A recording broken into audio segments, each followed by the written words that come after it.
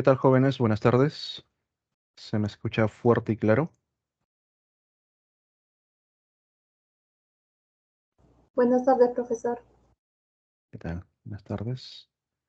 A ver, comparto pantalla.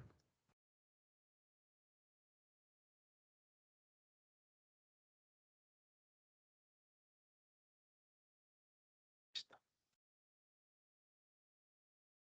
Bien, jóvenes, ¿qué tal? Buenas tardes con todos. Esta semana nos toca revisar lo que viene a ser reino animal, reino vegetal, básicamente a manera de un resumen y también viendo las características que presentan cada uno de los reinos. Para ello, chicos, recordar también lo que hemos visto semanas anteriores en cuanto a los sistemas, sobre todo. Vamos a sumarle algunas características para reconocer bien a los distintos filum dentro de cada reino. Empezamos con la parte animal. Número uno, chicos, tenemos que aprender a definir lo que viene a ser un animal. Son organismos eucariotas, bien, son multicelulares con nutrición heterótrofa, bien, son organismos pluricelulares. Esto los va a diferenciar básicamente de lo que vendría a ser los protozoos, bien, ya que ambos presentan nutrición heterótrofa. En el reino animal presentan un crecimiento definido, una forma constante del cuerpo a nivel de cada especie.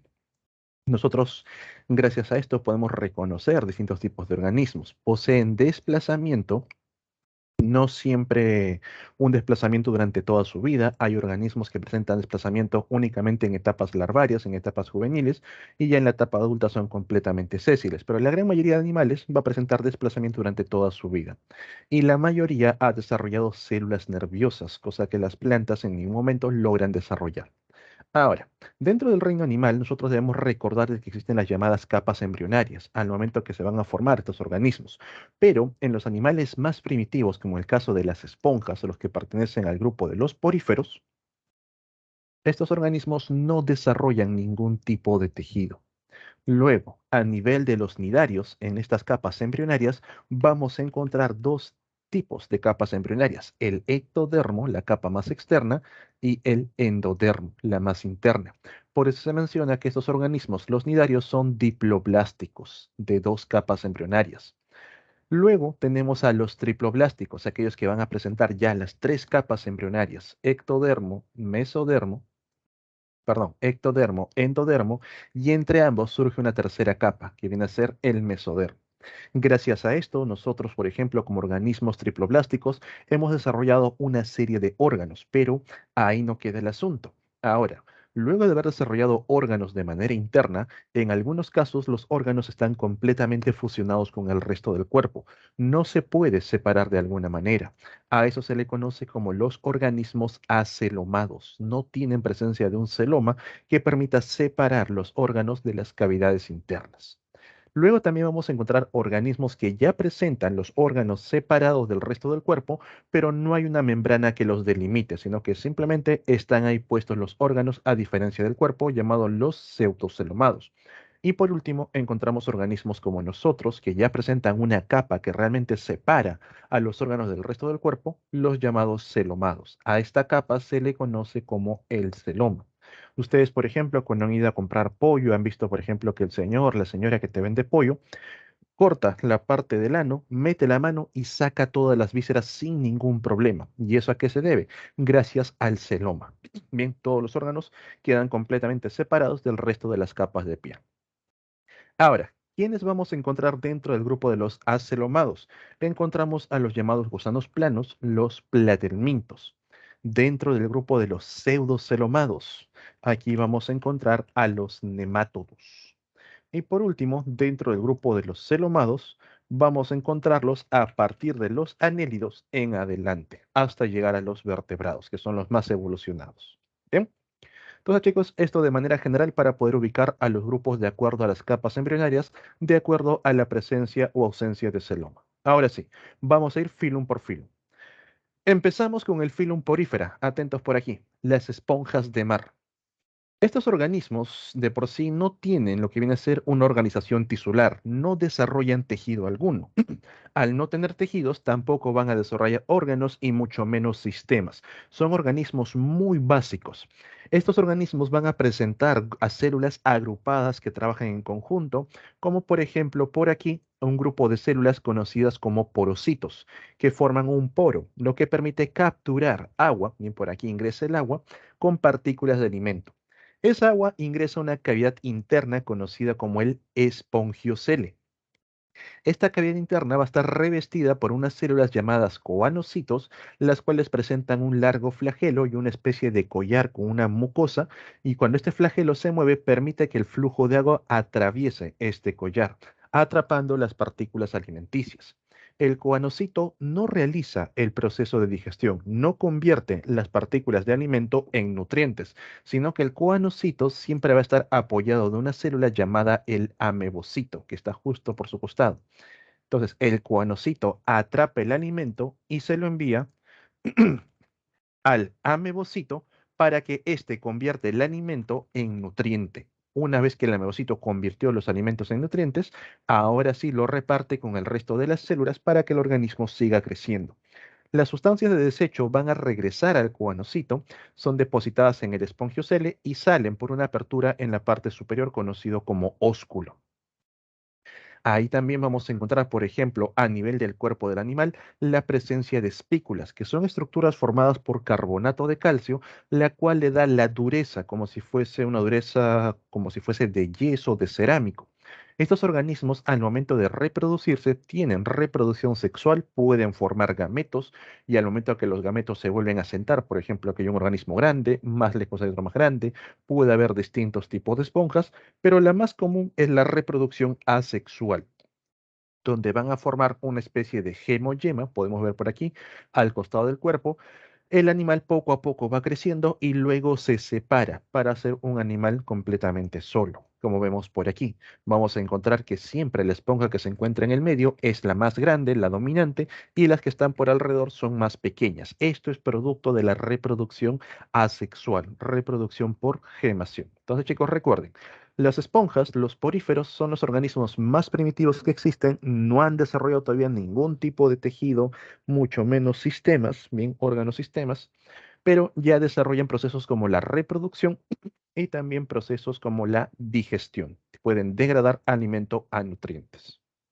De los poríferos vamos a pasar al grupo de los nidarios, donde encontramos a las medusas, a las hidras, a las actinas o también conocidas como anémonas. Estos organismos pueden presentar una de las dos fases, como es el caso de la fase pólipo, que es una fase estacionaria en la cual se encuentra sujeta a los fondos del suelo, o la fase de medusa, que es una fase móvil, como el caso que tenemos en la medusa en sí. Ahora, estos organismos son los primeros en desarrollar un sistema nervioso. Aparece por primera vez el llamado sistema nervioso de tipo reticular, por la presencia de lo que viene a ser una red de nervios. Pero estos nervios no están conectados junto con las neuronas, todavía no existen las neuronas, sino que existen unas células conocidas como las protoneuronas, las que van a dar origen más adelante a las primeras neuronas. Este sistema reticular todavía es bastante primitivo, por lo cual el organismo, al momento, por ejemplo, que va a percibir un estímulo, las protoneuronas no tienen centros de procesamiento de estímulos para emitir respuestas, como vienen a ser los ganglios, como viene a ser el cerebro, sino que directamente empiezan a responder frente al estímulo. Entonces es un sistema nervioso todavía muy rudimentario. Aún así, lograron desarrollar órganos de los sentidos, como la presencia de ocelos para poder detectar los cambios entre la luz y la oscuridad, y también órganos como los estatocistos, que les permiten mantener el equilibrio, saber cuál es arriba, cuál es abajo. En cuanto al sistema digestivo, aparece por primera vez un sistema como tal, el que se considera un sistema digestivo de tipo incompleto. ¿Y eso por qué? Porque presentan un único orificio, el cual actúa como boca y también actúa como ano. A través de este orificio y con la ayuda de los tentáculos que rodean el orificio, van a poder capturar una presa introducirla en la cavidad interna del animal, conocido como la cavidad gástrica o cavidad gastrovascular. Profe, ¿por qué esto no es un espongiocele? Porque a diferencia del espongiocele, donde ingresaba el alimento y luego las células lo capturaban, en esta cavidad gastrovascular se van a liberar enzimas que van a empezar a degradar al alimento para convertirlo en alimento particulado. Una vez que tenemos las partículas de alimento, ahora sí las células que revisten la cavidad interna, también llamados amebocitos, van a capturar estas partículas de alimento, convirtiéndolo en nutriente para que el animal lo pueda aprovechar. Luego de ello, una vez que se obtienen los nutrientes, ¿bien? El resto de sustancias de desecho van a ser expulsados nuevamente por el mismo orificio, conocido como boca o ano. ¿Ok? Entonces, tienen un sistema digestivo incompleto, tiene un solo orificio, pero la digestión, el proceso de degradación, se lleva a cabo en dos etapas. Primero, de manera externa, fuera de las células, y luego de manera interna. Por eso se dice que su digestión es bien, extracelular. Voy a colocarle un fondo blanco para que se pueda diferenciar del logo de la PRE. Ahí está. ¿Bien? Entonces, aparecen por primera vez dos sistemas, el sistema nervioso y el sistema digestivo. En cuanto a la reproducción, estos organismos también presentan reproducción sexual, pueden formar gametos, los cuales van a fecundar en el agua, y también presentan reproducción asexual, lo pueden hacer por gemación, como por ejemplo estamos viendo aquí a nivel de la hidra. Le sale una gema o yema que luego se separa para formar un nuevo individuo. ¿Bien? Esto viene a ser el filum Nidaria. Ahora, antes, dentro del grupo de los Cnidaria, aparte de encontrar a las medusas, a las hidras, a las anémonas, existía otro grupo, también conocido como los Ctenófora, pero actualmente los Ctenófora han sido separados a un propio filum. Ahí encontramos el filum Ctenófora, los peines de mar. Presentan un cuerpo globoso, de igual manera que lo presentan los Cnidario, bien, que igual manera que las medusas. Es completamente transparente. Presenta bioluminiscencia, puede generar luz. Tiene 8 filas de peines que van por aquí, por el cuerpo globoso, y un par de tentáculos. ¿Cuáles son las diferencias? ¿Por qué los tenófora fueron separados del resto de los nidarios? No son parte de los medusa. Número uno, son organismos que van a sobrevivir a profundidades mayores a los 200 metros. Bien, son organismos de profundidad en la zona conocida como la zona afótica, donde no hay presencia de luz. Es por eso que emplean la bioluminiscencia para poder atraer a sus presas. Los Nidario utilizaban los tentáculos, ya que en ellos había presencia de unas estructuras, bien, unas células llamadas nidocitos, nidocitos, donde tenían una estructura a manera de arpón, conocido como los nematocistos. ¿Bien? En cambio, los tenófora no presentan estas estructuras, sino que a nivel de los tentáculos van a salir unas sustancias pegajosas que permiten atrapar a las presas y poder introducirlos a través de su único orificio, que actúa como boca y actúa también como ano. Bien, entonces, esas son diferencias claras de los tenófora que los separaron directamente del filum nidaria. La presencia de un par de tentáculos, la presencia de bioluminiscencia y poder también capturar a sus presas con una sustancia viscosa, una sustancia pegajosa. De los tenófora pasamos al grupo de los platelmintos, los gusanos planos. Voy a bajar un poco esto. A nivel de los platelmintos vamos a ver procesos evolutivos, por ejemplo, en la parte del sistema nervioso. El sistema nervioso se vuelve un poco más complejo y aparece el sistema nervioso de tipo ganglionar, en los cuales han desarrollado un par de centros que se encargan de procesar los estímulos para emitir las respuestas, conocidos como los ganglios, en este caso los ganglios cefálicos, ubicados en la región de la cabeza. A partir de este par de ganglios hacia el resto del cuerpo surgen los cordones nerviosos, y estos cordones nerviosos, uno hacia cada lado, están conectados por cuerdas nerviosas o cuerdas transversales. Este sistema ganglionar todavía es muy primitivo, al punto que el organismo, cuando percibe los estímulos a través de los cordones nerviosos, llegan los estímulos a los ganglios, se procesa el estímulo para emitir una respuesta. Esa respuesta tiene que viajar por el mismo camino para emitir la acción de respuesta. Quiere decir que el organismo o bien sabe lo que está pasando en su medio o bien responde frente al estímulo recibido. No puede hacer ambos. Todavía es muy rudimentario su sistema nervioso ganglionar. Bien, en cuanto a la posición del sistema nervioso ganglionar es de tipo bilateral, ubicado hacia ambos lados. En cuanto al sistema digestivo, estos organismos todavía presentan un sistema digestivo incompleto, con una digestión intra-extracelular. Vamos a bajar un poquito esta imagen para que se pueda leer. Ahí está. Bien. Entonces, ¿qué quiere decir que sea incompleto? Que tienen un solo orificio que está por aquí, el cual actúa como boca, y a través de este orificio sale una faringe, bien, sale la faringe, captura la presa, vuelve a ingresar junto con la presa, con ese alimento complejo, y a nivel de las ramas intestinales, o también llamado intestino ramificado, todo lo que ven por aquí, empieza la degradación del alimento. Ahí ocurre la parte extracelular. El alimento grande se convierte en pequeñas partículas de alimento o alimento particulado y luego las células que forman este intestino ramificado realizan la digestión intracelular, la digestión por dos etapas, convirtiéndolo finalmente en nutrientes, cosa que el organismo lo puede aprovechar. Algo que surge con lo que vienen a ser los platelmintos es un sistema excretor. Vamos a ver por primera vez el desarrollo de un sistema como tal. Este sistema excretor se le conoce con el nombre de los protonefridios. Protonefridios, donde aparecen unas células muy especiales conocidas como células flamígeras, las que estamos viendo por la parte inferior. Entonces, esta es la célula flamígera, la cual presenta una gran cantidad de cilios en su extremo, y estos cilios al momento que se mueven asemejan al fuego, a la flama, de ahí el término de células flamígeras. Gracias a ese movimiento, permitan que las células que se encuentran alrededor puedan liberar las sustancias de desecho en este espacio y también por el propio movimiento, todas esas sustancias van a salir a través de un poro excretor. Bien, entonces aparece por primera vez un sistema excretor como tal. Dentro del grupo de los platelmintos vamos a encontrar organismos como las planarias, las notoplanas, la duela hepática, organismos parásitos como las tenias.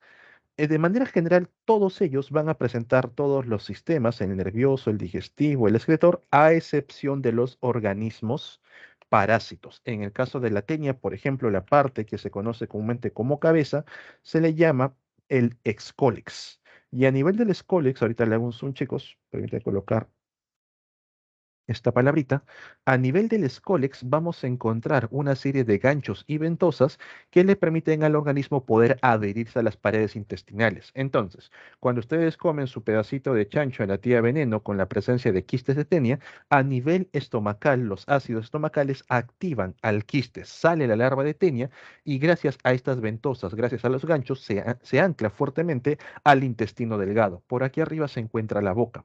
Este organismo empieza a aprovechar los nutrientes que tú vas generando, con lo cual no desarrolla un sistema digestivo, no lo necesita como tal, directamente ya tiene los nutrientes.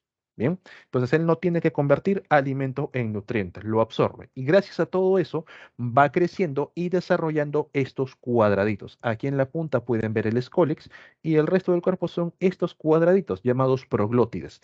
Dentro de los cuadraditos vamos a encontrar las partes reproductivas. Estos organismos tienen testículos, estos organismos tienen ovario, producen espermatozoides, producen óvulos, pueden autofecundarse, son completamente capaces de hacerlo y liberar una gran cantidad de huevos embrionados, los cuales salen junto con las heces para continuar su desarrollo. Bien, entonces esto viene a ser a nivel del filum Platelmintos. El resto de organismos en la parte reproductiva, lo más normal en ellos es que produzcan huevos. Son organismos que pueden producir huevos. Son hermafroditas en algunos casos, no tienen ningún problema con la fecundación. En otros casos tienen que buscar una pareja. Pero también ustedes han escuchado el caso de la regeneración, donde el organismo puede ser seccionado en varias partes y cada una de ellas va a formar la parte faltante. La parte de la cabeza forma el resto del cuerpo, la parte del tronco forma cabeza y cola, la parte de la cola también forma la cabeza y el tronco, dando origen en este caso, por ejemplo, a tres nuevos organismos. La regeneración también es un tipo de reproducción dentro de los platelmintos, pero es una reproducción muy especial. ¿De qué manera? Ellos no van a estar partiendo su cuerpo para formar nuevos organismos. Esto ocurre cuando tienen un accidente, cuando son atacados por un depredador. De manera normal, de manera lo más genérico, lo más natural, estos organismos producen huevos, tienen reproducción sexual. Bien, la regeneración es un caso especial.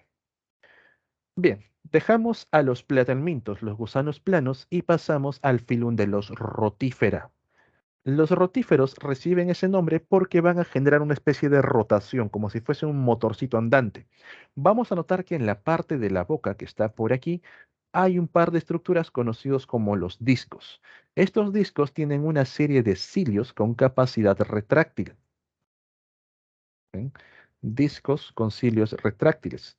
Estos cilios que ves por aquí, al momento que se mueven, lo hacen hacia adentro, de afuera hacia adentro, ahí, permitiendo generar corrientes de agua, lo cual atrapa partículas de alimento, atrapa, por ejemplo, microalgas, entre otras, y las que van ingresando poco a poco a través de la boca. Bien, por acá están las partículas, van pasando para llegar al estómago. Pero justo aquí, en esta zona, vamos a encontrar a una estructura conocida como mástax, que es algo único. Esto solamente lo encontramos a nivel de los rotífera. Esta estructura llamada mástax es una especie como si fuesen de dientecitos, un par de dientes en sí, las cuales van a ir triturando el alimento a medida que va pasando. Entonces vamos a encontrar el mástax por aquí y entre ellos pasa la partícula de alimento y el mástax se va cerrando, se va abriendo. Bien, abre y cierra cada rato, triturando el alimento que luego poco a poco va pasando hacia el resto del sistema digestivo. En la otra parte, en el otro extremo del animal, vamos a encontrar la furcopié con un par de dedos, los cuales les permite anclarse a las superficies en el agua. Estos organismos, al momento que mueven los cilios, están generando propulsión, principio newtoniano, acción y reacción, por lo tanto, necesitan que los dedos estén anclados para que no salgan propulsados. Aquí podemos ver esta manchita de negro viene a ser el mástax, ¿bien? Cuando el organismo, por ejemplo, se encuentra en peligro, por ahí detecta un depredador, suelta los dedos, mueve rápidamente los cilios y sale disparado como si fuese un torpedo. Bien, va en dirección hacia los cilios. Entonces lo utilizan principalmente para atraer sus presas, su alimento, pero también lo pueden utilizar para poder escapar. De los rotíferos pasamos al grupo de los nemátodos. Chicos, va a haber algunos grupos donde solamente mencionamos algunas características llamativas, como el caso de los rotíferos, como el caso de los tonóforos, mientras que otros donde sí vamos a profundizar en cuanto a los sistemas y todo ello. Bien, ya que de esta manera van a ir las preguntas en cuanto a admisión. En el caso de los rotíferos no te van a preguntar por sistema nervioso ni nada de ello, sino te van a colocar preguntas como, por ejemplo, relaciones, bien, presencia de mástax, rotífero. Discos con cilios retráctiles, rotíferos. Y nada más. Bien. En cambio, en otros sí, tenemos que profundizar en cuanto a los sistemas. ¿Ok? Bien. Continuamos. Vamos a la parte de los nemátoda, los gusanos nemátodos. Estos nemátodos vamos a encontrar organismos tanto de vida libre como de tipo parásitos, conociendo muy bien a los parásitos. Aquí encontramos parásitos como Ascaris, el cual tienen ustedes en imagen, Ascaris lumbricoides. También encontramos a lo que vienen a ser los oxiuros, que es otro tipo de parásito.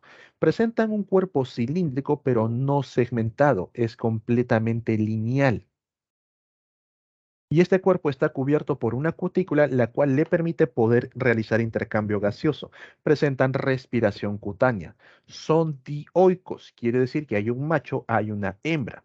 Y presentan dimorfismo sexual. Profe, ¿qué es eso?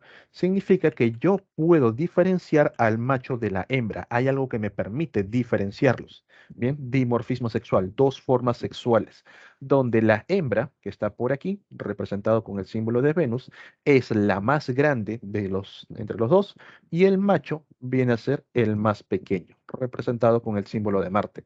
Profe, ¿cómo sé que es un macho y no se trata de una hembra pequeña? Eso lo sé porque los machos presentan en el otro extremo una especie de horquilla, un doblez, el cual les permite poder sujetarse del cuerpo de la hembra al momento que se van a reproducir. Gracias a eso, el macho puede introducir lo que viene a ser los espermatozoides dentro del cuerpo de la hembra. Y no solo eso, la hembra cuenta con unas estructuras conocidas como espermatecas, las cuales almacenan los espermatozoides en su interior para continuar con los procesos de fecundación días después de la copulación. Estos organismos, en el caso de Ascaris, por ejemplo, no tienen un periodo de vida muy largo. A lo mucho viven 2 semanas, por lo cual la hembra se reproduce una sola vez y durante el resto de los días que le queda, pues continúa depositando huevos fecundados. ¿No? De los nematoda pasamos al grupo de los anélidos. Y aquí sí vamos a profundizar un poco. Llamados anélidos porque presentan el cuerpo en anillos o también conocidos como gusanos segmentados. Encontramos dentro del filón de los anélidas a tres distintas clases. La clase oligoquetos, comúnmente tenemos aquí a la lombriz de tierra. La clase hirudinios, donde vamos a encontrar las sanguijuelas. Y la clase poliquetos, donde encontramos a los gusanos de mar o también llamados directamente poliquetos. Ninguno de los anélidos, ninguno de ellos desarrolla extremidades, no tienen patas. Profe, pero los poliquetos pareciese que tuviesen patas. No, estos no son patas, son extensiones endurecidas de la piel junto con el sistema nervioso. A esto se les conoce como quetas, de ahí el término de poliquetos, bien, porque tienen varias quetas. ¿Qué vamos a encontrar en cuanto a los anélidos? El sistema nervioso ha evolucionado, sigue siendo un sistema nervioso. A ver, un momento, por favor, hacia el frente.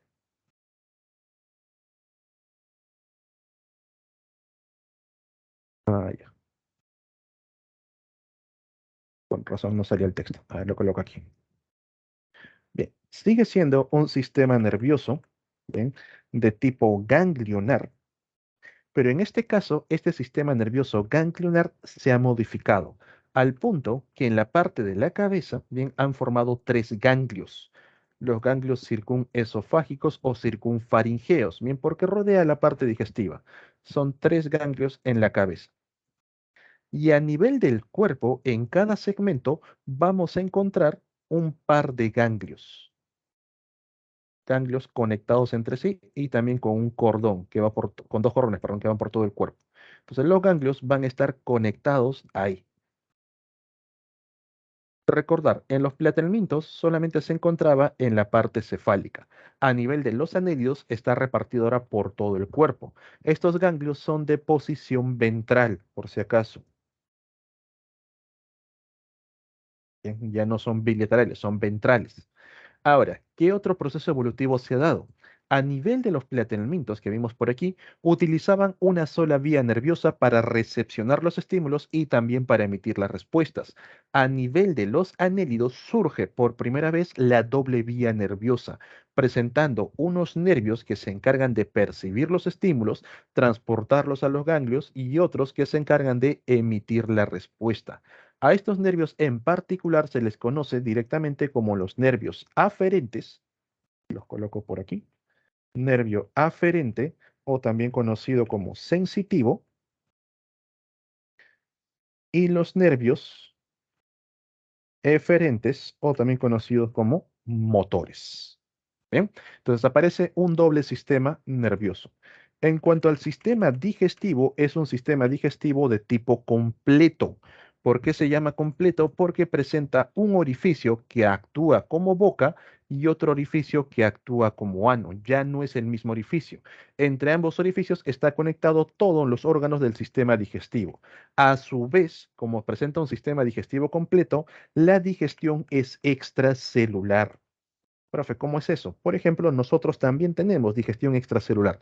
Todo el alimento que ustedes consumen a nivel de las cavidades del sistema digestivo se convierte en nutrientes. Las células no convierten nada del alimento en nutrientes. Las células únicamente absorben los nutrientes. Por eso que la digestión es extracelular, fuera de las células. Se convierte todo a nutrientes y las células simplemente lo aprovechan. Pero como tenemos células que van a absorber los nutrientes, estas células necesitan repartirlo por el resto del cuerpo. Aparece por primera vez un sistema circulatorio. Y este sistema circulatorio, en el caso de los anélidos, se conoce como el sistema circulatorio cerrado. ¿Por qué se llama sistema circulatorio cerrado? Porque estos organismos tienen la presencia de sangre y vasos sanguíneos, donde gracias a esto, bien, gracias a los vasos sanguíneos, la sangre jamás abandona al torrente sanguíneo. Por eso es cerrado.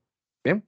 Entonces, chicos, sistema nervioso ganglionar más evolucionado, ganglios repartidos por todo el cuerpo, conectados entre sí, un, tres ganglios a nivel de la cabeza, formando el anillo circunesofágico o circunfaringeo, que es lo mismo, ¿bien? De posición ventral hacia el vientre. Luego tenemos nervios aferentes y nervios eferentes. Aparece la doble vía nerviosa. El sistema digestivo se hace completo, bien extracelular. El sistema circulatorio es de tipo cerrado.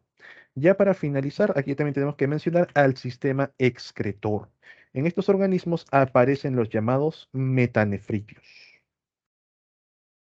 Estos metanefridios están formados por tres estructuras. Bien, en la parte interna tenemos al nefrostoma, a los tubos de nefridio y al nefridioporo o nefroporo, que viene a ser el poro excretor. ¿De qué manera funciona? El nefrostoma es una especie de embudo en la parte interna del cuerpo.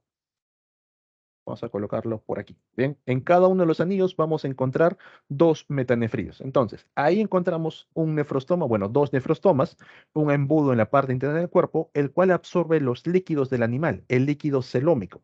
En ese líquido celómico va a haber tanto sustancias nutritivas como sustancias de desecho.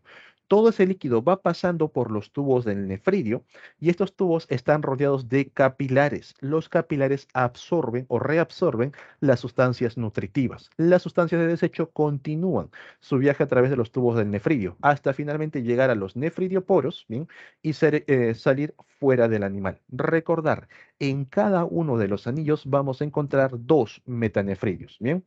Acá es nefridioporo. Nefridioporo. Ahí está, nefridioporo. ¿Bien? Ok. Pasamos del filum anélido al grupo de los moluscos. A nivel de los moluscos, reciben este nombre porque el principal tejido que se desarrolla es el tejido muscular, de ahí el término molusca. Vamos a encontrar organismos tanto con una concha externa, el caso de los caracoles, las lapas, bivalvos, los choritos, los poliplacóforas, todos ellos, como también organismos que no presentan, moluscos que no tienen esa concha externa. Y a este grupo de organismos se le conoce como los cefalópoda. Vamos aquí a los cefalópodos. Céfalo de cabeza, podos de pies. En el caso de los moluscos con concha externa, vamos a encontrar, por ejemplo, que los moluscos carnívoros, solamente los carnívoros, presentan rádula. La rádula es una especie de lengua en la cual tiene en la parte superior una serie de dientecitos muy afilados que utiliza este organismo para poder matar o poder extraer la parte alimenticia de su presa. Por ejemplo, si este caracol quiere consumir una almeja que es un herbívoro, el caracol presenta rádula. La almeja, al detectar la presencia de un depredador, cierra las valvas fuertemente. Quizás ustedes han intentado abrir una almeja, una concha, van a notar lo difícil que es. Para el caracol es imposible tratar de abrirlo, pero va a utilizar esta lengüita, va a utilizar la rádula para poco a poco hacer un orificio a través de la valva, a través de la concha. Y a través de ese orificio introduce la rádula y extrae las partes suaves del animal que lo utiliza como alimento. Entonces, la rádula es una estructura única, no lo vas a encontrar en ningún otro organismo que no sea un molusco con concha de tipo carnívoro. Los cefalópodos carnívoros no tienen rádula, por si acaso, ellos tienen pico.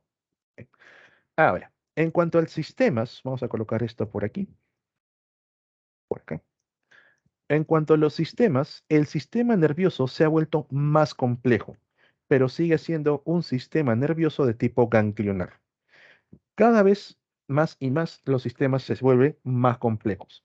Este sistema nervioso de tipo ganglionar no está repartido por todo el cuerpo, sino que va a estar conformando tres centros principales. Vamos a encontrar ganglios en la parte cefálica, ganglios pedales que controlan el pie y los ganglios viscerales, todos ellos conectados entre sí. A nivel de los cefalópodos ocurre lo mismo. Ganglios en la parte de la cabeza, ganglios cefálicos, ganglios viscerales y ganglios braquiales, porque ellos presentan brazos o tentáculos. ¿Bien? pero sigue siendo lo mismo que un ganglio pedal. Entonces, presentan el sistema nervioso ganglionar mucho más complejo, pero agrupado en tres centros principales. Por si acaso te los coloco, chicos. No voy a hacer que te pregunte. Bien, entonces, sistema nervioso ganglionar, tenemos a los ganglios cefálicos, ganglio pedal y el ganglio visceral. Bien. En cuanto al sistema digestivo, ¿bien? Es un sistema digestivo de tipo completo. Tiene un orificio que actúa como boca y otro que actúa como ano, con una digestión de tipo extracelular, donde directamente todos los nutrientes van a ser convertidos en las cavidades y las células solamente absorben estos nutrientes. ¿Bien? Sistema nervioso, sistema digestivo. Luego tenemos que hablar del sistema circulatorio. Lo vamos a dejar para el final porque eso sí es un poco más complejo. En cuanto al sistema excretor, no lo he visto dentro de las preguntas en cuanto a los moluscos, pero por si acaso, si te preguntasen, el sistema excretor en los moluscos se les conoce como los nefridios. ¿Ok? Sistema excretor a nivel de nefridios. Ahora sí, vamos con el sistema circulatorio. El sistema circulatorio varía a nivel de los moluscos. Los moluscos que presentan concha van a tener un sistema circulatorio de tipo abierto y se llama abierto porque presenta un líquido que circula llamado la hemolinfa. Esta hemolinfa sale a un espacio conocido como el hemocele, donde va a bañar a los órganos del animal. Y luego de eso, como el líquido ha salido bien del sistema circulatorio, esta cavidad tiene que ser recapturado, recuperado. Y vamos a encontrar la presencia de unas estructuras conocidas como ostiolos, que ayudan a recapturar dicho líquido. Bien, entonces jóvenes, cada vez que encuentren el sistema circulatorio abierto, recordar, hay hemolinfa, la cual sale a una cavidad conocida como hemocele y luego es recapturada gracias a la presencia de ostiolos. En cambio, en los cefalópodos el sistema circulatorio es cerrado. Sistema circulatorio de tipo cerrado. Estos organismos presentan sangre, presentan vasos sanguíneos. ¿Sí? Llamado cerrado porque la sangre jamás abandona a los vasos sanguíneos. Dentro del grupo de los cefalópodos vamos a encontrar, aparte del pulpo, vamos a encontrar a los calamares. Dentro de los calamares, un ejemplo viene a ser la pota. Vamos a encontrar a las sepias, vamos a encontrar a las jibias, que también son ejemplos de cefalópodos. Bien, entonces, pulpo, calamar, los más conocidos, cepas y jibias, también son ejemplos de cefalópodos. Bien. Entonces, ahí tenemos al filum Mollusca. Filum Onychophora, los llamados peripatos. Estos son un grupo muy peculiar que antiguamente pertenecían al grupo de los artrópodos. Se pensaba que tenían patas articuladas, pero realmente no son patas articuladas. Estas patitas carnosas se les conoce como los lopopodios. Son organismos más o menos parecidos a los anélidos, bien con el cuerpo cilíndrico, y realmente no es cilíndrico. Si tú lo observas, tiene una forma como si fuese una especie de un triángulo con los bordes redondeados, algo así. Presentan segmentación interna. En los anélidos que vimos por aquí, la segmentación es de manera externa. Tú puedes ver los segmentos de anillo. En cambio, a nivel de los onicóforas, los peripatos, no vas a poder visualizar correctamente la segmentación, pero están segmentados. Cada par de patitas corresponde a un segmento. Cuerpos cubiertos por una fina cutícula son organismos carnívoros. Estos organismos van a presentar un par de antenas, lo que se ven bastante bien, y justo por debajo de las antenas, voy a hacer un zoom chicos, encontramos un par de glándulas que liberan una sustancia viscosa. Debido a los lopopodios, son organismos muy lentos en tierra, pero para poder capturar a su presa, esto que ven por aquí son unas glándulas. Van a liberar una sustancia viscosa, pegajosa, que atrapa a la presa y luego poco a poco se van acercando para poder consumirlas. Bien, aquí se encuentra la boca y por aquí arribita, una pequeña manchita, estos son los ojos. Bien, estos grandes son las antenas. Aquí están los ojitos. Entonces, recordar eso respecto a los onicóforos. Pertenecían antes al grupo de los artrópodos. Bien, luego se separaron como un filum completamente propio, los peripatos. Bien. Luego de ello, llegamos al grupo de los artrópoda, uno de los grupos más extensos que existen dentro del reino animal. De manera general, aplica para todos los artrópodas lo siguiente. Van a presentar un sistema nervioso de tipo ganglionar, donde los ganglios nuevamente están formando tres ganglios o ganglios más complejos a nivel de la parte cefálica. Vamos a encontrar, a ver, te lo grafico aquí en el insecto, ¿bien? Ganglios en la parte cefálica, tres de ellos unidos entre sí, formando un anillo circunesofágico o circunfaringeo. Ganglios repartidos por todo el cuerpo, aquí están los cordones nerviosos, pero a diferencia de los anélidos, donde teníamos un ganglio y estaba conectado con un cordón con el otro ganglio, estos ganglios están más cerca, están en contacto uno con otro. Ya no hay cordones transversales entre ellos. ¿Bien? Entonces, estos ganglios poco a poco se van acercando más y más. Entonces, esa es la evolución del sistema nervioso ganglionar. Por si acaso, sigue siendo de posición ventral. Está ubicado a nivel del vientre. Luego de esto vamos a encontrar que el sistema digestivo en estos organismos es de tipo completo. Tiene un orificio que actúa como boca y otro que actúa como ano, con una digestión de tipo extracelular, donde en las cavidades internas el alimento se convierte a nutriente y las células directamente absorben los nutrientes. Y como estas células se encargan de absorber los nutrientes, necesitan repartir los nutrientes por el resto del cuerpo.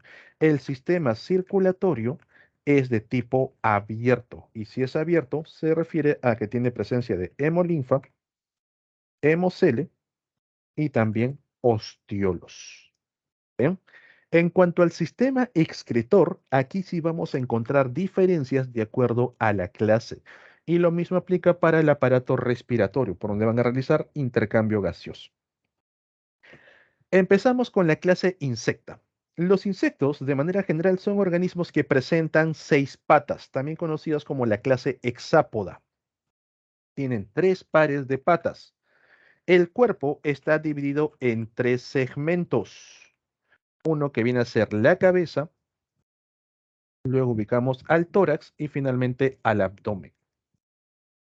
Las patas únicamente salen del tórax. No se olviden eso. Bien, las patas solamente surgen del tórax. En ningún caso se van a dar a partir del abdomen. A su vez, los insectos son organismos que presentan un par de antenas. En algunos casos también van a tener la presencia de alas, puede ser un par, 2 pares. Bien. Y vamos con las particulares de los insectos. Número uno, el sistema excretor. El sistema excretor a nivel de los insectos son los llamados tubos de Malpighi.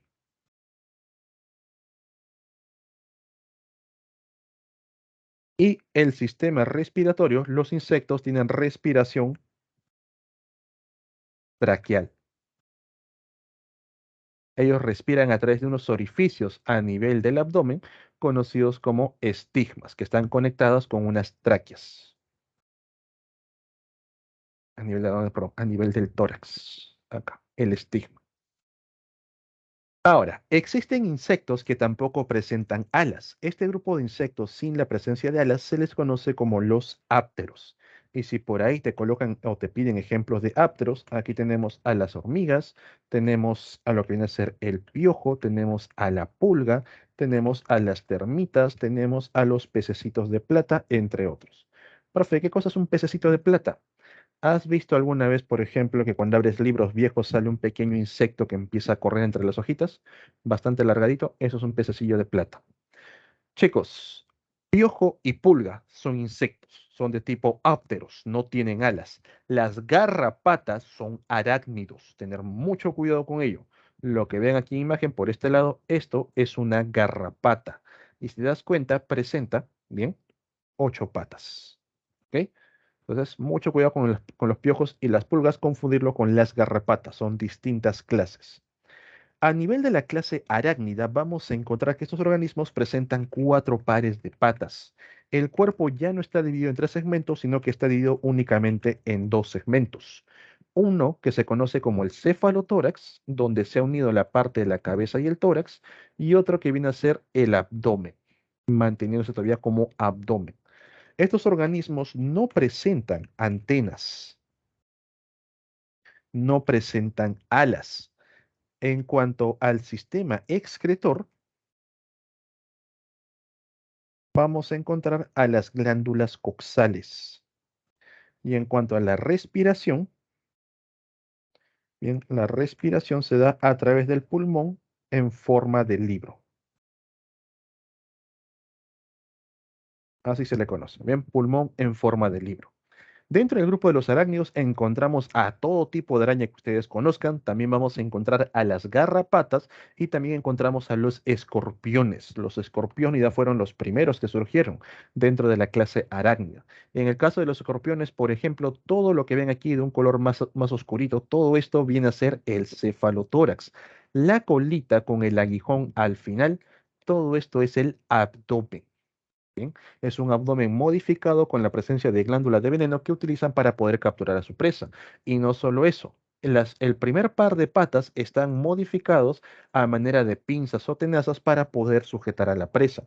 Mientras más potente sea el veneno, más delgaditos van a ser estas pinzas, porque cuando el veneno no es lo suficientemente potente para matar o paralizar a la presa, las pinzas van a tener que sujetarlas con mayor fuerza y son pinzas mucho más gruesas, más desarrolladas. Entonces hay una relación indirecta en cuanto a la potencia del veneno y el tamaño de las pinzas. ¿Bien? De los arácnidos pasamos a la clase Malacostraca, los crustáceos, antiguamente conocido como los decápoda, por la presencia de 10 patas. Entonces, estos organismos van a tener 5 pares de patas. Vamos a colocar por acá. 5 pares de patas. El cuerpo está dividido en dos segmentos. Otra vez ubicamos lo que viene a ser el cefalotórax y ubicamos al abdomen. Ellos presentan un par de antenas. Son organismos sin alas, por supuesto. Y en cuanto al sistema excretor, en ellos vamos a encontrar a las glándulas verdes, que son similares a las glándulas coxales en cuanto al mecanismo de funcionamiento. La respiración lo hacen a través de branquias. Son organismos que ya presentan branquias. Encontramos entonces que algunos crustáceos van a tener el abdomen completamente libre respecto al cuerpo. Pueden verlo aquí en el camarón, los langostinos, bastante estiraditos. Pero en el caso del cangrejo, por ejemplo, el abdomen se encuentra contraído. Todo lo que ven en la parte de arriba, todo esto es cefalotórax. Por debajo del animal, si tú lo volteas, vas a reconocer al abdomen. Las patas delanteras nuevamente están modificadas para poder formar lo que viene a ser pinzas o tenazas. Gracias a la forma que presenta el abdomen, podemos diferenciar un macho de la hembra, donde los machos tienen un abdomen mucho más fino, como si fuese una especie de punto o triangulito, mientras que las hembras presentan un abdomen más robusto, más circular. ¿Y esto a qué se debe? A que las hembras van a poder transportar a los huevos en estos espacios. Por último, llegamos a la clase quilópoda y la clase diplópoda. Vamos a colocarlo así. ¿Cuál es cuál? Los quilópodos también son conocidos como los cien pies, lo puedes ver por acá, mientras que los diplópodos son conocidos como los mil pies. Características entre ambos. Vamos con los cien pies. Los cien pies son organismos que van a presentar un par de patas por segmento. Chicos, ¿se puede leer ese tamaño o lo hago un poquito más grande? Ustedes me indican, por favor. ¿Se lee? Sí, profesor. Sí, sí se ve. Ok, ok. Bien, si no más grande, no hay problema. Presentan un par de patas por segmentos, van a presentar un par de antenas, bien, bastantes largas. Estos organismos son de hábitos nocturnos, son organismos carnívoros, son organismos que presentan glándulas de veneno. Créeme que si te encuentras un cien pies, lo último que vas a esperar es que te muerda, ya que tiene una de las mordeduras más poderosas dentro del reino animal, o mejor dicho, de las más dolorosas que existen. Y no te vas a olvidar. Cuando vas por la selva, por la ceja de selva, la zona de sierra, encuentras estos cien pies de día, por si acaso están descansando cerca de su nido, con lo que se van a sentir amenazados. Son muy rápidos en tierra. Una vez que te capturan, una vez que muerden, no van a soltar a la presa. Tienes que matarlos básicamente para poder liberarte. Bien. Los milpies, por otra parte, son organismos que son básicamente lo contrario. Número uno, presentan dos pares de patas por segmentos. presentan un par de antenas, también presentan las antenas, pero de tamaño cortas. A su vez, vamos a colocarlo por aquí, son de hábitos diurnos, bien salen de día, son organismos herbívoros y no tienen glándulas de veneno. ¿Bien? Entonces, cuando nosotros observamos de cerca a un cien pies, vamos a ver aquí las antenas largas, la mandíbula que utiliza para poder masticar y en cada segmento del cuerpo un par de patas. Mientras que los mil pies, por si acaso, esta es la parte de la colita, por acá está la parte inicial, vamos a encontrar por aquí, bueno, un par de antenas. A nivel de cada segmento, dos patas hacia cada lado, cuatro en total por segmento.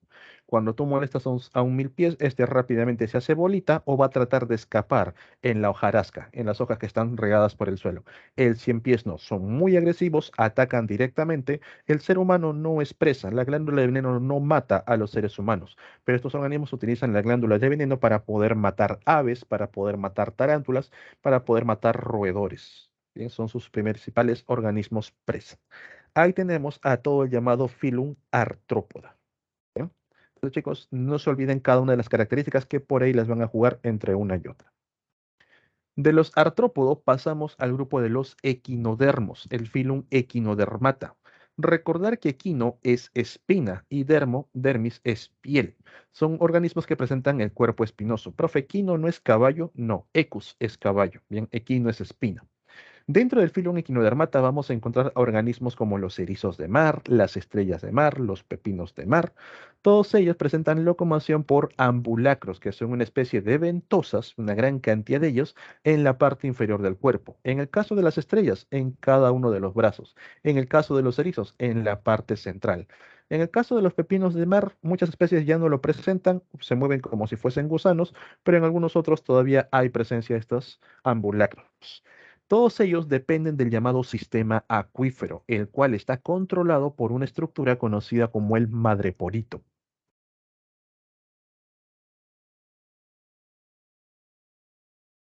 Y ahorita vamos a entender cómo funciona. Todos son organismos marinos, pero por ejemplo, en la parte nerviosa vamos a encontrar que ellos presentan un sistema nervioso de tipo ganglionar, solamente que estos ganglios tienen una forma de anillo. Voy a colocarlo por aquí. Sistema nervioso de tipo ganglionar, pero van a formar un anillo nervioso. Este anillo nervioso se ubica en el centro del animal, por ejemplo, por aquí, y hacia cada uno de los lados, los equinodermos están divididos en cinco partes, hacia cada uno de ellos salen nervios radiales, en cinco. Por eso se dice que el sistema nervioso, el anillo nervioso, tiene una simetría pentarradial.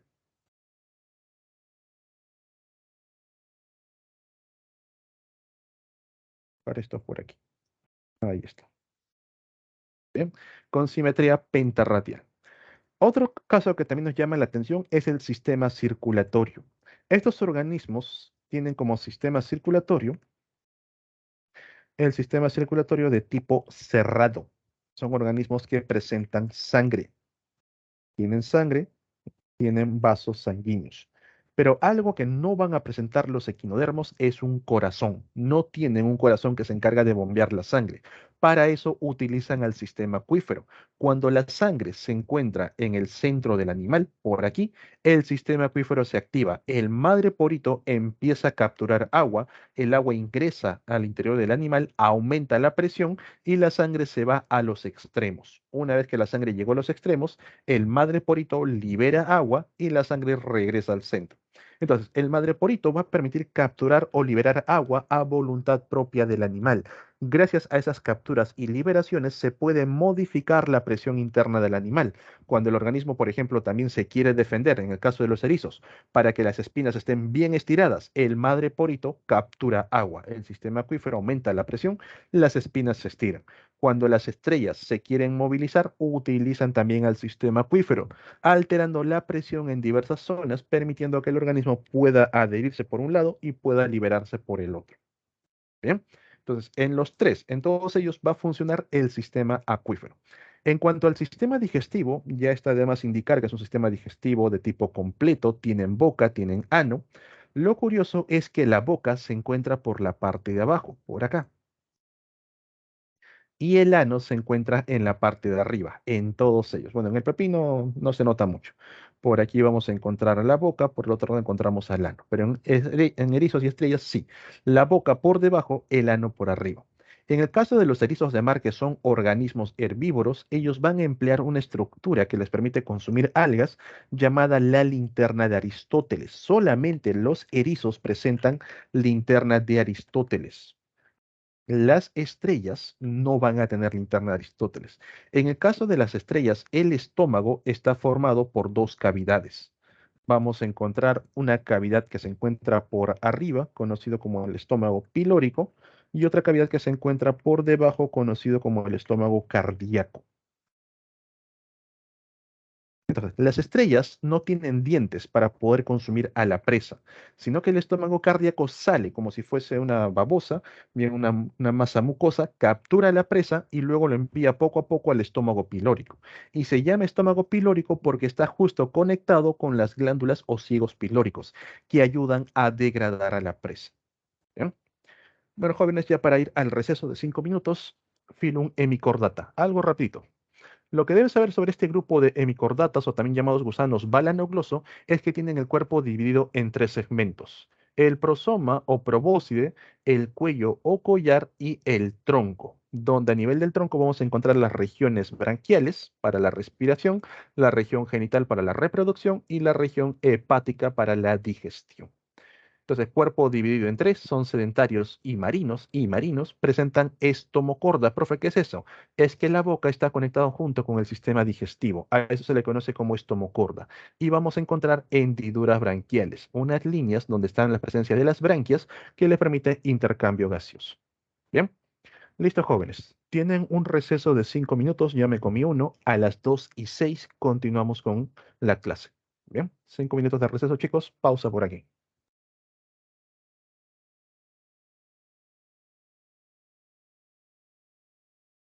Bien, jóvenes, continuamos con la clase 2:06.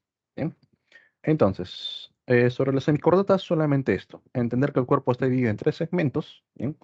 Lo que viene a ser la probóscide, el cuello, el tronco, ¿bien? Y luego las regiones a nivel del tronco.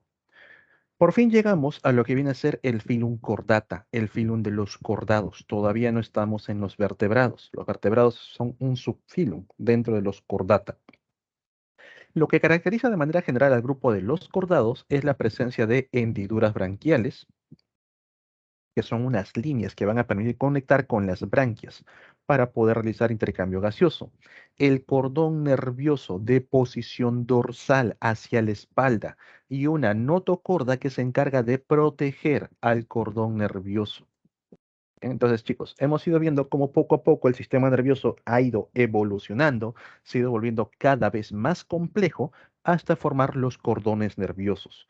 A lo mucho hemos encontrado simetría bilateral, hemos encontrado simetría o de posición ventral hacia el vientre, pero a nivel de los cordados, el cordón nervioso es dorsal hacia la espalda, con una simetría bilateral hacia ambos lados. ¿Bien? Entonces, hay un sistema nervioso bilateral.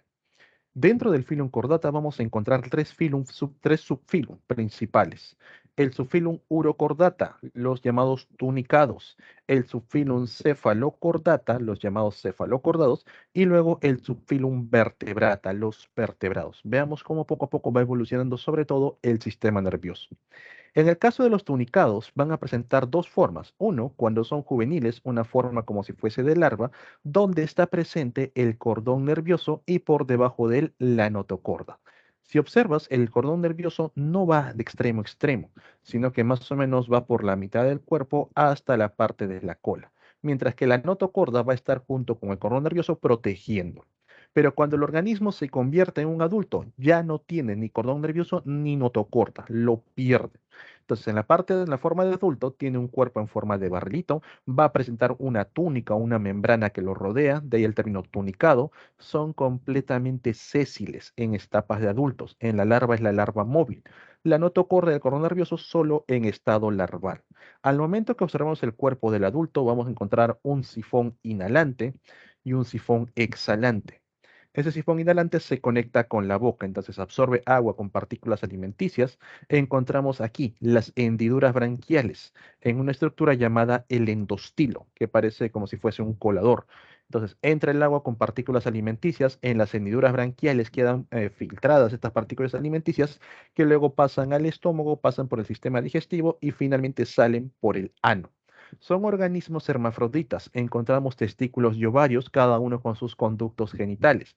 Entonces, chicos, todo el agua que entra por uno de los sifones, el inhalante, sale por el sifón exhalante o sifón atrial, el de atrás. Y junto con esa agua van a salir tanto los desechos como también la liberación de los gametos. En el caso de los cefalocordados, se llaman cefalocordados porque el cordón nervioso está conectado de extremo a extremo, va de un punto a otro, desde la parte de la cabeza, la parte cefálica, hasta la aleta caudal. Y debajo de él, protegiéndolo, vamos a encontrar a la notocorda, toda esta estructura. ¿Sí? Estos cefalocordados se presentan en la parte de la boca una serie de cirros orales, unas extensiones que les ayuda a capturar el alimento. Y aquí otra vez encontramos a las hendiduras branquiales, las cuales están formando el endostilo, esta especie de colador. Entonces, estos animales van absorbiendo partículas alimenticias y el endostilo, las hendiduras branquiales, ayudan a filtrar estas estructuras para luego pasar por el esófago al estómago y finalmente las sustancias de desecho salen por el ano. Por debajo de la parte digestiva encontramos a la parte gonadal, con su propio poro excretor, el llamado atrioporo. Entonces, tienen el cuerpo alargado, aplanado lateralmente, la notocorda y el cordón nervioso están presentes durante toda su vida. Entonces, te das cuenta. Poco a poco bien, aparece un cordón nervioso, una notocorda que lo protege, luego lo tenemos de extremo a extremo. En el caso de los vertebrados, la notocorda que se encarga de proteger al cordón nervioso evoluciona para formar la parte bien que rodea al sistema nervioso, las conocidas vértebras. Ahí surgen los organismos vertebrados, donde toda esa estructura va a proteger la parte nerviosa y también en la cabeza tenemos el hueso del cráneo, protegiendo en la parte encefálica. Antiguamente, dentro de lo que viene a ser el Phylum Chordata, dentro del Phylum Vertebrata, presentábamos 5 clases. Era la clase peces, bien junto con los anfibios, aves, reptiles y mamíferos. Actualmente la clase peces ya no existe. Se ha separado para formar la clase Elasmobranchi, los llamados elasmobranquios, peces cartilaginosos, y la clase Actinopterygii, los peces óseos. Dentro de los elasmobranquios vamos a encontrar a los tiburones, vamos a encontrar las rayas, las cuales tienen todo el cuerpo formado por cartílago, incluyendo los dientes, por si acaso. Los dientes también están hechos de cartílago endurecido. Los tiburones los pueden ir perdiendo constantemente, lo vuelven a regenerar. No tienen raíces, como en el caso de nosotros, que viene a ser una parte ósea. A su vez, vamos a observar en la presencia de hendiduras branquiales por aquí, por los laterales. No sé si han visto imágenes de un tiburón donde va a atravesar el agua protegiendo a las branquias. Ahí van a realizar intercambio gaseoso. Estos organismos no cuentan con vejiga natatoria. Si dejan de moverse, se hunden. Necesitan estar aleteando todo el día. Por eso es que los tiburones prefieren aguas poco profundas para el momento en el que van a descansar, no se hundan completamente. En cambio, a nivel de los peces óseos, vamos a encontrar un mayor desarrollo de aletas, vamos a encontrar la presencia de una vejiga natatoria, que es un saquito que se llena de gases que le permite al organismo poder flotar. Los peces no necesitan estar aleteando cada rato para mantenerse en la columna de agua. A su vez, han desarrollado estructuras óseas, aparecen espinas, entre otros, donde la mayoría de ellos van a presentar dientes de tipo dérmicos, bien piel endurecida, pero uno que otro pez ya desarrolla lo que viene a ser dientes óseos, bien, dientes a partir de huesos. Los anfibios son llamados así porque pueden sobrevivir en 2 etapas. La primera etapa en la parte acuática, cuando vienen a ser renacuajos, por ejemplo, a nivel de sapos y ranas, poco a poco se van transformando hasta llegar a la etapa de adulto que ya puede sobrevivir en la parte terrestre. Estos organismos no tienen escamas ni como los tiburones ni como los peces han perdido completamente las escamas, sino que han desarrollado una piel que se mantiene bastante húmeda por la presencia de glándulas, glándulas secretoras las cuales pueden secretar una sustancia viscosa que va protegiendo la piel de la resecación. Los anfibios no están 100% adaptados a la parte terrestre, ya que frente a demasiada temperatura, frente a la falta de agua, rápidamente se secan y mueren. Por eso que los anfibios principalmente se desarrollan cerca de fuentes de agua, cerca de un manantial, un charco, una laguna, cerca de los ríos. De los anfibios surge posteriormente los reptiles, los cuales ya están completamente adaptados a condiciones terrestres. Para ello han desarrollado escamas muy gruesas, escamas córneas también se le dice, las cuales permiten evitar la resecación tanto por la luz solar como también por los vientos. Reciben el nombre de reptiles porque ese es el movimiento que realizan para poder desplazarse. El caminar con el vientre apuntando al suelo se le conoce como reptar. Estos organismos desarrollaron muy bien los dientes óseos, pero no tienen, digamos, dientes especializados, sino que todos estos dientes presentan una forma de punta para poder destrozar, sería la palabra adecuada, destrozar a la presa, porque ni siquiera mastican, sino que directamente lo tragan. En el caso de serpientes también tiene una serie de dientes muy aparte de lo que viene a ser los colmillos, que están conectados con glándulas de veneno, pero tampoco lo emplean para masticar, sino que lo utilizan para tragarse a la presa entera. Las tortugas también tienen una serie de estructuras que asemejan a los dientes en la parte interna, pero en la parte frontal han desarrollado escamas más duras, bien, que tienen una forma de pico. Hasta aquí, bien, tiburones, peces óseos, anfibios y reptiles se caracterizan por presentar lo que viene a ser, son organismos de sangre fría, dependen de la temperatura del medio para poder activar su metabolismo. Los tiburones y las rayas ponen unos huevos muy extraños, con unas extensiones para que se adhieran a las algas, a las plantas del fondo marino. Los peces ponen unos huevos con una estructura muy gelatinosa, muy líquida, porque se encuentran en ambientes acuáticos. Los anfibios también todavía mantienen esa estructura líquida para que sus primeros embriones, al momento que se desarrollan, se dirijan al agua. Los reptiles ya no, desarrollaron huevos calcáreos antes que apareciesen las aves. Entonces, chicos, si les preguntan cuál fue primero, el huevo o la gallina, primero aparecieron los huevos calcáreos. Bien. Las aves, que son descendientes directos de los reptiles, guardan todavía ciertas características, como colocar huevos calcáreos, como por ejemplo también a nivel de las patas pueden ver que las aves todavía presentan escamas, pero la gran parte del cuerpo está cubierto por plumas. Y de acuerdo al tipo de plumaje, algunas aves, por ejemplo, pueden volar, adquieren la capacidad de poder mantenerse en el aire, otras adquieren la capacidad de nadar, otras simplemente son llamativas o se desplazan por el suelo. Las aves, para poder volar, las que vuelan por si acaso, presentan huesos más porosos, más huecos, que le brindan menor densidad. A su vez, los pulmones están divididos en una serie de sacos, llamados sacos pulmonares, brindándole menor peso en el aire. Las aves que pueden nadar por debajo de, de esa capa gruesa de plumas, vamos a encontrar una gran cantidad de grasa, permitiéndoles aislarse directamente del agua. Las plumas a su vez son más grasosas para evitar, o bueno, mejor dicho, para mantener la permeabilidad, evitando que el agua tenga contacto con ellos de manera directa. Las aves que se dedican a caminar por el suelo, básicamente han desarrollado las piernas, las patas, mucho más poderosas para poder recorrer grandes cantidades, bueno, grandes distancias en sí. Los mamíferos también evolucionaron de los reptiles, pero se separaron mucho antes. No son, digamos, una evolución directa como son las aves. ¿Bien?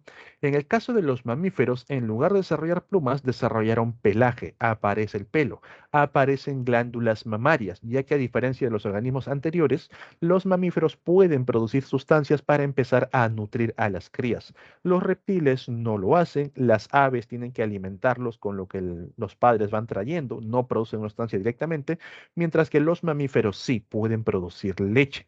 Esa leche es producida en glándulas mamarias, de ahí el término de mamífero.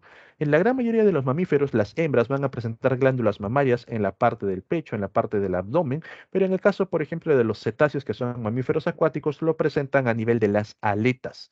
Dentro del grupo de los mamíferos también vamos a encontrar aquellos que pueden volar por el desarrollo de unas membranas a nivel de los dedos, conocidos como los quirópteros. Aquí encontramos a los murciélagos, mamíferos directamente adaptados al agua como los cetáceos o de punto intermedio, como lo que vienen a ser los leones marinos, los lobos marinos, que nadan, cazan bien en la parte marina, pero duermen o se reproducen en la parte terrestre. El resto de los mamíferos son completamente terrestres. ¿Bien? Entonces, esto vendría a ser lo que son los filum dentro del reino animal. Ahora, algo que también debemos saber dentro del grupo de los animales son las categorías de conservación. Chicos, tómale un screen a esto porque están las especies que les van a preguntar dentro de cada categoría. Se considera que un animal es extinto cuando ningún organismo de la especie existe de manera silvestre, de manera salvaje, ya sea porque desapareció completamente, como el caso del pájaro dodo, que ya no vas a encontrar ningún animal, o ha desaparecido de la vida salvaje, en el caso de chinchilla chinchilla. La chinchilla, ustedes quizás hayan visto chinchillas en algunos videos por ahí. Hay personas que tienen chinchillas de mascotas, pero en la parte salvaje, en la parte silvestre, ya no existe, no hay chinchillas naturales, por así decirlo. Profe, entonces, ¿por qué no cogemos estas chinchillas de mascota, las reproducimos y las regresamos a su ambiente natural? Ya no se puede. Estas chinchillas que han sido criadas como mascotas en cautiverio no saben cómo sobrevivir en un ambiente natural. Tú las sueltas y estarías alterando el equilibrio. Lo mismo ocurre, por ejemplo, con el guacamayo azul, el que sale en la película de Río. También fue declarado extinto. Ya no existe de manera silvestre, de manera salvaje. Pero si tú te vas a Brasil, vas a encontrar que en una gran cantidad de zoológicos, hay también como mascotas, hay muchos de estos guacamayos azules, pero ya de nada sirve intentar liberarlos. Por eso, por ejemplo, aquí en Perú, en el Parque de las Leyendas, tenemos el felinario, donde nacen algunos felinos, son criados hasta cierta edad en cautiverio y luego son liberados con los suyos, para que los suyos les enseñen cómo sobrevivir en el ambiente, bien, para que vuelvan a ser salvajes.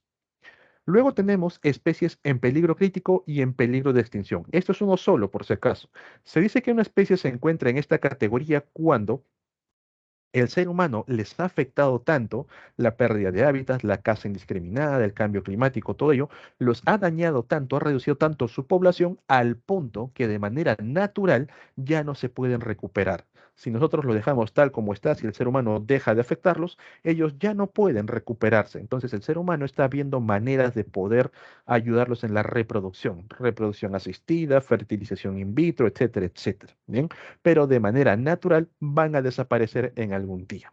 A diferencia de las especies en situación vulnerable, estos organismos también han visto que su población se ha reducido por acciones humanas, pero a diferencia de las anteriores, si el ser humano deja de afectarlos, ellos poco a poco van recuperando a la población, no tienen ningún problema. De manera natural, la población vuelve a recuperarse y sale de esta categoría, bien, de situación vulnerable. ¿Ok? Entonces, mucho cuidado con las dos.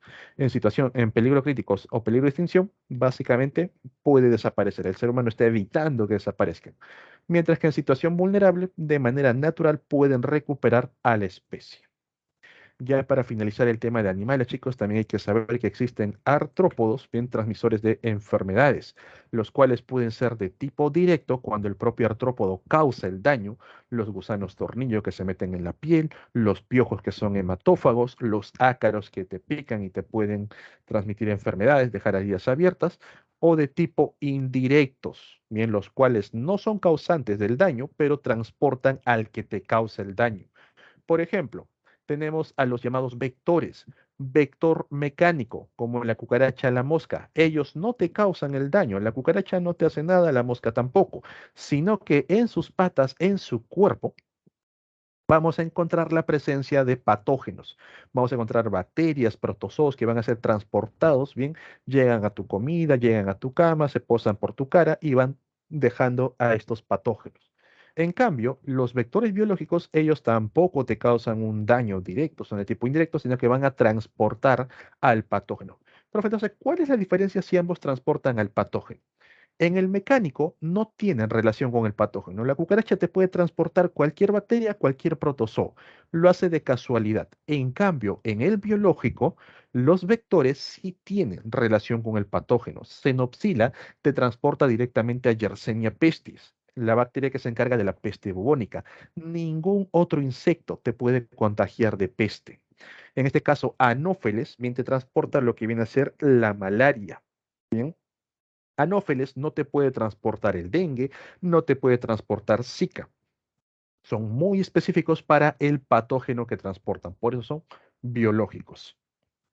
Pues Anófeles, el Plasmodium, el Lutzomia, para lo que viene a ser la enfermedad de Carrión, bien la verruga peruana, la uta o espundia, Pediculus humanus, bueno, Rickettsia prowazekii, el tifus, este es el piojo, por si acaso, bien, Xenopsila, para la peste bubónica, esta es la pulga, Triatom infestan es el chinche, para que transporte el Trypanosoma crucis, el mal de Chagas, el mal del sueño. Bien, Entonces, jóvenes, mucho cuidado entre los vectores mecánicos que no tienen relación alguna con el patógeno y los vectores biológicos que sí, tienen una relación muy específica con el patógeno que transporta. Bien. Bien, jóvenes, dejamos por aquí la parte del reino animal y pasamos a lo que viene a ser la parte del reino vegetal. Al igual como definimos a un animal, tenemos que definir a un vegetal. Son organismos eucariotas. Pueden ser tanto unicelulares como pluricelulares. Desarrollan una pared celular y tienen presencia de cloroplastos. Gracias a esto, las plantas son organismos fotosintéticos. Algo que también vamos a observar en las plantas es la alternancia de generaciones, donde vamos a encontrar fase haploide y a otra fase conocida como la fase diploide. El representante de la fase haploide viene a ser el gametofito, donde vamos a encontrar siempre un gametofito femenino y un gametofito masculino. Estos gametofitos, como su propio nombre lo indica, producen gametos y los gametos al juntarse se fecundan. Una vez que han fecundado, van a formar al representante de la fase diploide, el llamado esporofito, que tiene la carga 2N. Chicos, y esto nunca se olviden, el esporofito produce esporas por meiosis. Bien, como si fuese un trabalenguas, un refrán. El esporofito produce esporas por meiosis. El gametofito produce gametos, nada más. Ahora, en cuanto al proceso evolutivo de las plantas, al igual como hemos visto en el caso de los animales que empezaron con los porífera, pasamos a los nidaria y así, las plantas también han tenido un proceso evolutivo, donde vamos a encontrar a plantas antiguas conocidas como plantas sin semillas o llamadas criptógamas, y tenemos a las plantas con semillas llamadas las fanerógamas, o también conocidas como espermatofitas.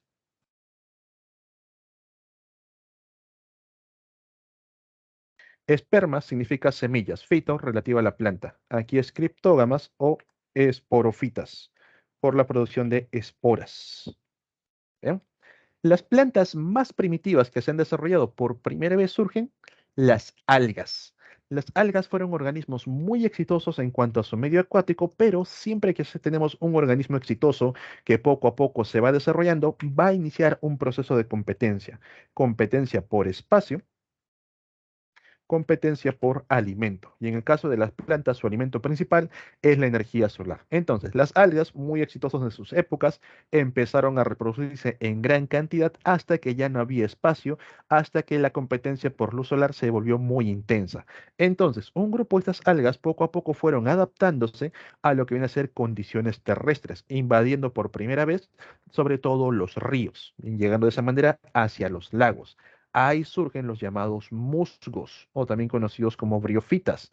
Si ustedes, por ejemplo, observan a los musgos, son organismos muy pequeños que únicamente crecen en los cuerpos de agua, crecen al nivel del borde de los ríos o las plantas que se encuentran sumergidas en el agua, ya que estos organismos, al igual que las algas, no presentan raíces, no presentan vasos conductores, sino que directamente absorben el medio del líquido que se encuentra, absorben, perdón, los nutrientes del medio que se encuentra alrededor.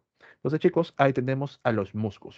Muy exitosos en su momento, otra vez empezaron a reproducirse sin control hasta que ya no había espacio. Frente a ello, algunos musgos empezaron a adaptarse para poder alejarse cada vez más de las fuentes de agua y gracias a eso encontrar nuevo espacio y nueva luz, en donde no había competencia. Ahí surgen los helechos, los llamados pteridofitas. Los helechos, para poder adaptarse a estas condiciones de tierra y a no tener contacto con el agua, desarrollaron raíces, raíces que se van por debajo del suelo, pueden absorber agua junto con nutrientes y a su vez desarrollaron vasos conductores para transportar todos estos nutrientes hacia el resto de las plantas. Los helechos fueron muy exitosos durante miles, millones de años porque había demasiado espacio en tierra donde empezaron a poblarlos sin control. Hasta que nuevamente ya son tantos que otra vez surge la competencia por espacio y alimento. ¿Y ahora de qué manera podemos competir si ya hemos formado raíces, ya somos bastante numerosos? Algunas plantas empezaron a desarrollar un tallo aéreo, se separaron del suelo. Gracias a eso extendieron sus ramas y pudieron aprovechar mucho mejor el sol. Desarrollaron raíces más profundas para aprovechar mayor cantidad de nutrientes y evitar que muchas plantas crezcan a su alrededor. Ahí surge la división gimnosperma. Las plantas dentro de las plantas con semillas, las más primitivas. ¿Bien? Las gimnospermas fueron muy exitosos en cuanto a su proceso evolutivo, pero en cuanto a la reproducción se quedaron atrás. Es por eso que surge una nueva división conocida como las angiospermas, que también tienen tallo aéreo, que también tienen raíces profundas, pero ¿dónde le ganaron la ventaja? En la reproducción. Las angiospermas demostraron tener mejores estrategias reproductivas, por lo que hoy en día son las plantas más abundantes y se consideran las más evolucionadas. ¿Bien? Entonces vamos viendo punto por punto. Empezamos con las algas. Las algas son consideradas dentro de todas las plantas las más primitivas. Dentro del grupo de las algas pueden ser organismos microscópicos o unicelulares o tener organismos macroscópicos o pluricelulares. Todas ellas presentan cloroplastos con clorofila, pero no es el único pigmento. Aparte de la clorofila pueden tener otros pigmentos. El cuerpo del alga no está diferenciado y a todo eso se le denomina el talo. A nivel de las algas, señores, no vamos a encontrar tejidos, no vamos a encontrar órganos como tal, por si acaso. No hay parénquimas, no hay nada de eso. Es un cuerpo completamente indiferenciado. Vamos a encontrar alternancia de generaciones. Otra vez ubicamos. Por aquí tenemos a los gametofitos. Recuerda, gametofito, representante de la fase haploide. Y por aquí tenemos al esporofito, representante de la fase diploide. Entonces, el esporofito produce esporas por meiosis. Las esporas germinan, forman a las algas gametofíticas, masculino, femenino, producen los gametos fecundan y una vez que fecundan se vuelve a formar el esporofito, alternando de esa manera las generaciones. En cuanto a la clasificación de las algas, vamos de las más antiguas, tenemos a la división euglenofitas. Las euglenas, bien, van a ser algas que pareciese que fuesen protozoos, profe. Veo como el cuerpo se puede doblar en una posición o en otra. Eso se debe a que estas algas unicelulares no desarrollan pared celular. Son las más antiguas que existen, no tienen pared celular como tal. Van a presentar una pigmentación de un color rojizo que ven por aquí arriba. A esto se le conoce como cromatóforo, que le permite diferenciar la luz de la oscuridad. Estos organismos, al momento de realizar procesos fotosintéticos, van a emplear a la clorofila A y a la clorofila B. Esto te lo coloco por aquí. Ellos tienen clorofila A y clorofila B. Ellos tienen clorofila A y C. A y C. Ellos vuelven a tener clorofila A y B. Ellos solamente clorofila A. Y ellos otra vez clorofila A y clorofila C. ¿Bien? Ok, entonces aquí. Las euglenofitas emplean a la clorofila A, clorofila B, que es el pigmento más abundante, por eso tienen la coloración verdosa, y las sustancias de reserva lo van a hacer dentro de una estructura conocida como el paramilo. Bien, anótenlo ahí, el llamado paramilo. Luego pasamos a la división pirrofitas, también conocidos como dinoflagelados, por la presencia de dos flagelos en distintas posiciones. Uno hacia la colita que pueden ver por aquí, y hay otro más que rodea el cuerpo de posición horizontal.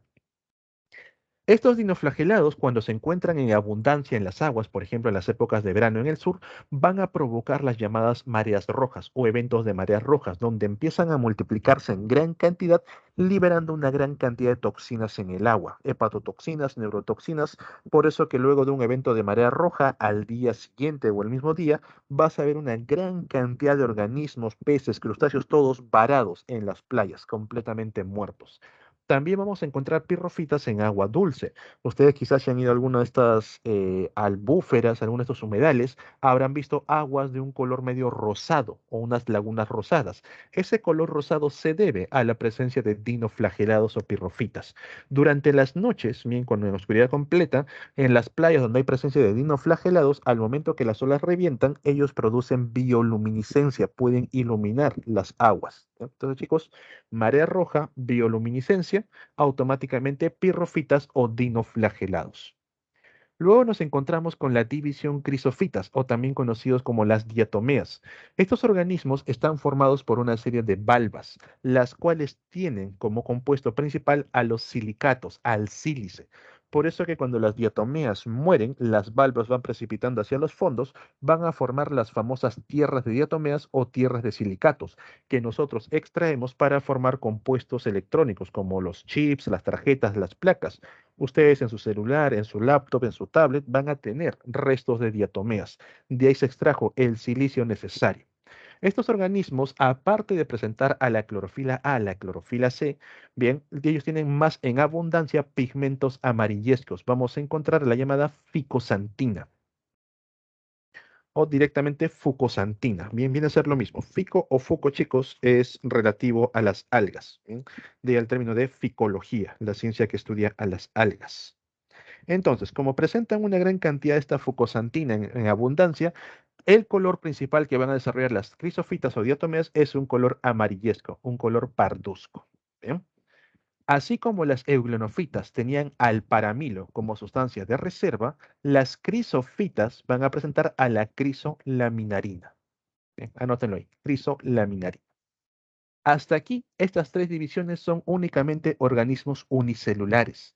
La división clorofitas, también conocidas como las algas verdes, va a presentar tanto organismos unicelulares como organismos pluricelulares. Como son llamadas las algas verdes, se debe a que la clorofila A y la clorofila B, son las más abundantes dentro de ellas, por si acaso. Luego encontramos a la división rodofitas, las también llamadas algas rojas. Estos organismos también presentan clorofila, por si acaso, pero el pigmento que más abunda viene a ser la llamada ficoeritrina y la ficobilina. Te voy colocando los pigmentos, chicos, porque eso, digamos, que sí te puede generar pequeños problemas. A ver por aquí. La fucosantina, que le da el color amarillesco. Por aquí abajo la ficobilina, que es de un color rojo, perdón, azul. Ficobilina para el azul. La ficoeritrina, acuérdate de los eritrocitos, ¿bien? Para el color rojo. Las algas rojas se caracterizan porque son algas principalmente comestibles. Ustedes, por ejemplo, cuando han comido su cevichito, todo ello le han agregado yuyo. El yuyo, Chondracanthus chamisoi, es un alga roja. Profe, pero a mí me tocó un yuyo verde. ¿A qué se debe? En algunos casos, cuando las algas son muy superficiales, la clorofila es la que más abunda. Por eso tienen el color verdoso. Pero cuando son algas de mayor profundidad, la ficobilina, la ficoeritrina son los que más abundan. Por eso que algunas veces te ha tocado un yuyo de un color rojizo o incluso de un color medio morado, medio lila. Sigue siendo la misma especie. También, por ejemplo, si ustedes son fanáticos de la comida japonesa, cuando van a comer onigiris, cuando van a comer los makis, las algas que utilizan para fabricar estos compuestos también provienen de un alga roja, de pórfira, de rodimenia, en algo que se conoce como el nori. ¿Bien? Entonces, las algas rodofitas son empleadas directamente para lo que es alimento, gracias a la presencia de sus compuestos. Las feofitas son conocidas como las algas pardas. Son las algas más grandes que existen formando bosques enormes bajo el agua, los famosos bosques conocidos como kelps, donde van a vivir una gran cantidad de organismos. Estas feofitas reciben el nombre del color parduzco debido a los pigmentos que presentan. Otra vez encontramos a la fucosantina, o también llamado la ficosantina, ¿bien? Que le da ese color amarillesco. También vamos a encontrar otro que se llama la neosantina, bien, o nueva santina, y por supuesto las clorofilas A y C. Entonces, ocurre lo mismo. Si ustedes ven una alga parda de un color verdoso, es porque la clorofila es la más abundante, es muy superficial, pero por lo general tienen ese color amarillesco, porque los otros pigmentos son más abundantes. A diferencia de las rodofitas, las feofitas no son comestibles, aún así son extraídas en grandes cantidades porque presentan una sustancia conocida como los alginatos. Estos alginatos son unos estabilizantes utilizados en diversos tipos de industrias. Por ejemplo, en el yogur, en la gelatina, en la industria cosmética para fabricar los labiales, las cremas. Esa forma cremosa, esta textura cremosa se lo dan los alginatos. En las pastas dentales, ahí también vamos a encontrar alginatos. Es por eso que una gran cantidad de pescadores se dedica a la colecta de algas pardas para poder vender bien va al peso para que las industrias aprovechen los alginatos. Bien, entonces ahí tenemos a lo que viene a ser la parte de las algas, desde las euglonofitas hasta las feofitas o faeofitas. Luego de las algas encontramos a los briófitas, los musgos o hepáticas. El cuerpo de los briófitas está dividido en tres segmentos, bueno, tres regiones. Tenemos a los rizoides. Chicos, voy a hacerlo con zoom para que se pueda ver, no puedo trabajar aquí con el mouse. Los rizoides no son raíces, son estructuras que asemejan a una raíz, pero no absorben nutrientes. Solamente le permite poder fijarse a la planta. Luego tenemos al caulidio, que no es un tallo, sino que asemeja a un tallo. También se le conoce como tallito, así con diminutivo, tallito. ¿Bien? La cual permite fijar a los filoides, las cuales tampoco son hojas, pero pueden realizar procesos fotosintéticos. También se les conoce como hojita. Toda esta estructura base conforma el gametofito y sobre el gametofito va a crecer el esporofito. ¿Bien? Entonces, no son plantas separadas. El esporofito necesita del gametofito para crecer sobre él y no cualquier gametofito. El esporofito solamente crece sobre los gametofitos femeninos. Los esporofitos producen esporas por meiosis para formar nuevos gametofitos. Entonces, veamos por aquí el ciclo de vida de los musgos. Por aquí tenemos un musgo que tiene el lado gametofítico y el lado esporofítico, en la parte diploide. Entonces, el esporofito, en la parte superior encontramos a los esporangios, que son estructuras donde se producen las esporas. Una vez que las esporas se han formado por meiosis, estas se liberan y empiezan a germinar para formar gametofitos, los que producen gametos. Los gametofitos vamos a encontrar tanto masculinos, llamados anteridios, como femeninos llamados arquegonios. Gonio es huevo. Acuérdate de eso. Bien. Anteridio masculino, arquegonio femenino. El anteridio produce los llamados anterozoides, que es una especie de espermatozoide. Estos anterozoides van a ir nadando hasta el arquegonio y fecundan a la oósfera que está dentro del arquegonio. Ahí empieza a desarrollarse un nuevo esporofito. Por eso te digo, los esporofitos solamente crecen sobre gametofitos femeninos. Entonces, si yo tengo 100 musguitos, 100 plantitas de musguitos, 50 masculinos, 50 femeninos, a lo mucho puedo generar 50 esporofitos. Solamente la parte femenina puede desarrollar esporofitos. Por eso se dice que a nivel de las briofitas, la fase dominante es la fase haploide, la fase gametofítica. Hay más gametofitos que esporofitos. ¿Bien? ¿Por qué se le llama musgos y hepáticas? Porque algunos tienen esta forma de musguitos, la forma normal que vimos por aquí, y otros presentan la forma lobulada, como si fuese un hígado, la forma hepática. De los musgos pasamos a los pteridofitas, los helechos. Recuerda, los helechos desarrollaron ahora sí raíces, raíces que se encargan de absorber los nutrientes, de absorber el agua del suelo y también para poder enviarlo al resto de la planta, anótenlo por ahí chicos, desarrollaron vasos conductores. Aparece por primera vez vasos conductores.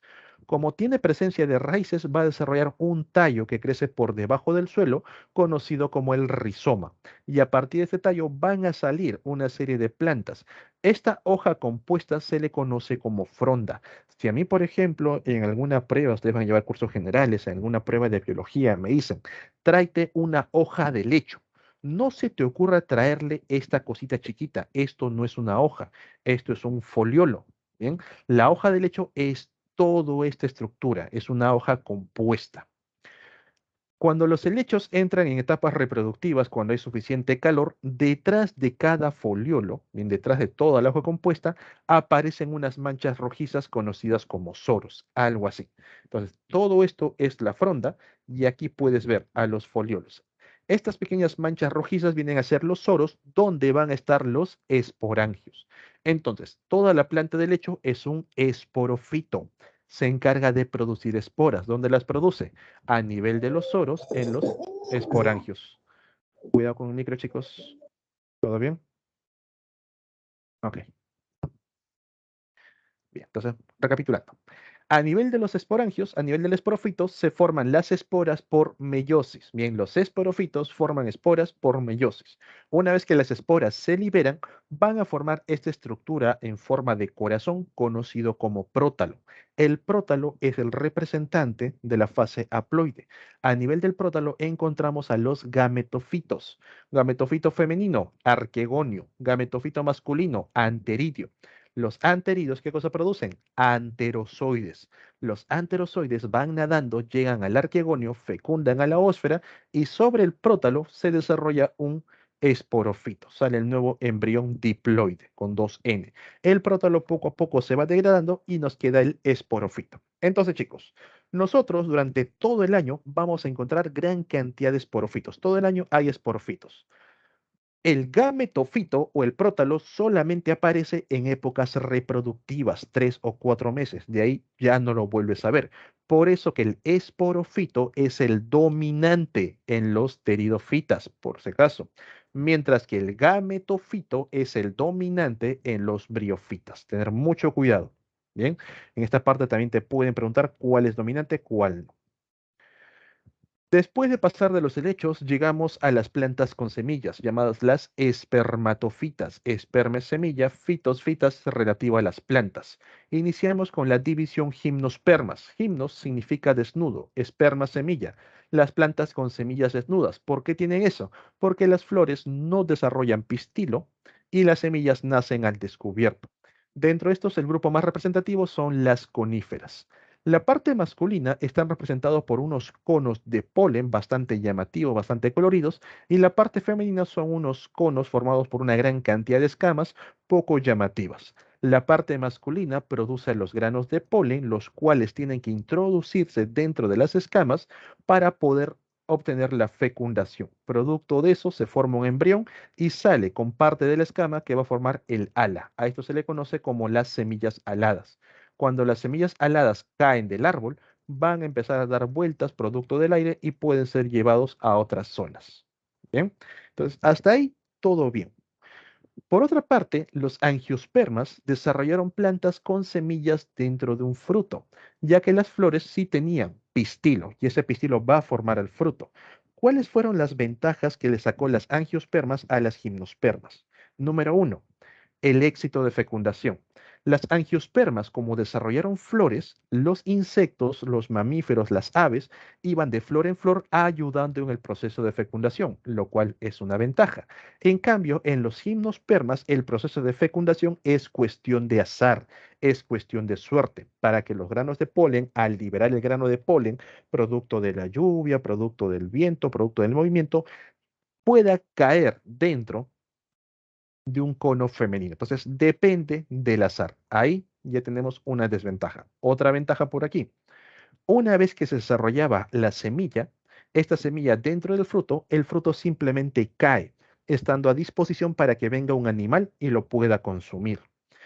Producto de esto, las semillas se esparcen mucho más lejos. ¿Bien? En cambio, aquí, cuando el cono femenino es fecundado, para que pueda liberar a la semilla, necesita movimiento, necesita aire, necesita viento, y muchas veces las semillas caen junto con el árbol, caen por debajo, y el árbol no permite que las semillas se desarrollen, ya que no va a encontrar nutrientes suficientes. Desventaja. Bien. En cambio, en las angiospermas, el animal al momento que come a la fruta junto con las semillas, el sistema digestivo de los animales no está hecho para degradar semillas. Estas semillas salen junto con las heces, que las cuales van a actuar a manera de fertilizante, permitiendo que la planta se desarrolle. Acá no. La semilla, si cae en suelo arenoso, si cae en agua, si cae en rocas, no va a poder desarrollarse. Necesita caer por suerte en el lugar adecuado. Entonces las gimnospermas en las partes reproductivas dependen mucho del azar, mucho de la suerte. Suerte para lograr la fecundación, suerte para liberar las semillas, suerte para que la semilla caiga en el lugar correcto. Las angiospermas no, la fecundación lo mejoraron utilizando insectos, aves y mamíferos. ¿Bien? La liberación de la semilla lo mejoraron utilizando las hormonas para liberar los frutos, que estos caigan. Y el crecimiento, el éxito de que la semilla surja lo mejoraron ya que los frutos son consumidos por animales y así caen en rocas.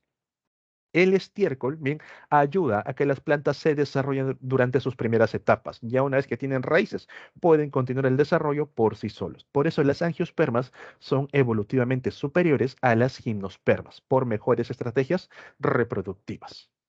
Dentro del grupo de las angiospermas vamos a encontrar a dos divisiones, ¿bien? Mejor dicho, a dos clases. La clase monocotiledonia, llamados así porque presentan un solo cotiledón, y la clase dicotiledonia por la presencia de dos cotiledones. Ahora, ¿qué más podemos utilizar para poder diferenciarlos? Los dicotiledones, aparte de presentar dos cotiledones, tienen hojas con nervaduras ramificadas. Los haces están dispuestos radialmente, el xilema hacia el centro, el floema hacia afuera, pero de manera ordenada. Las piezas florales son múltiplos de 4, múltiplos de 5, y los granos de polen presentan 3 poros.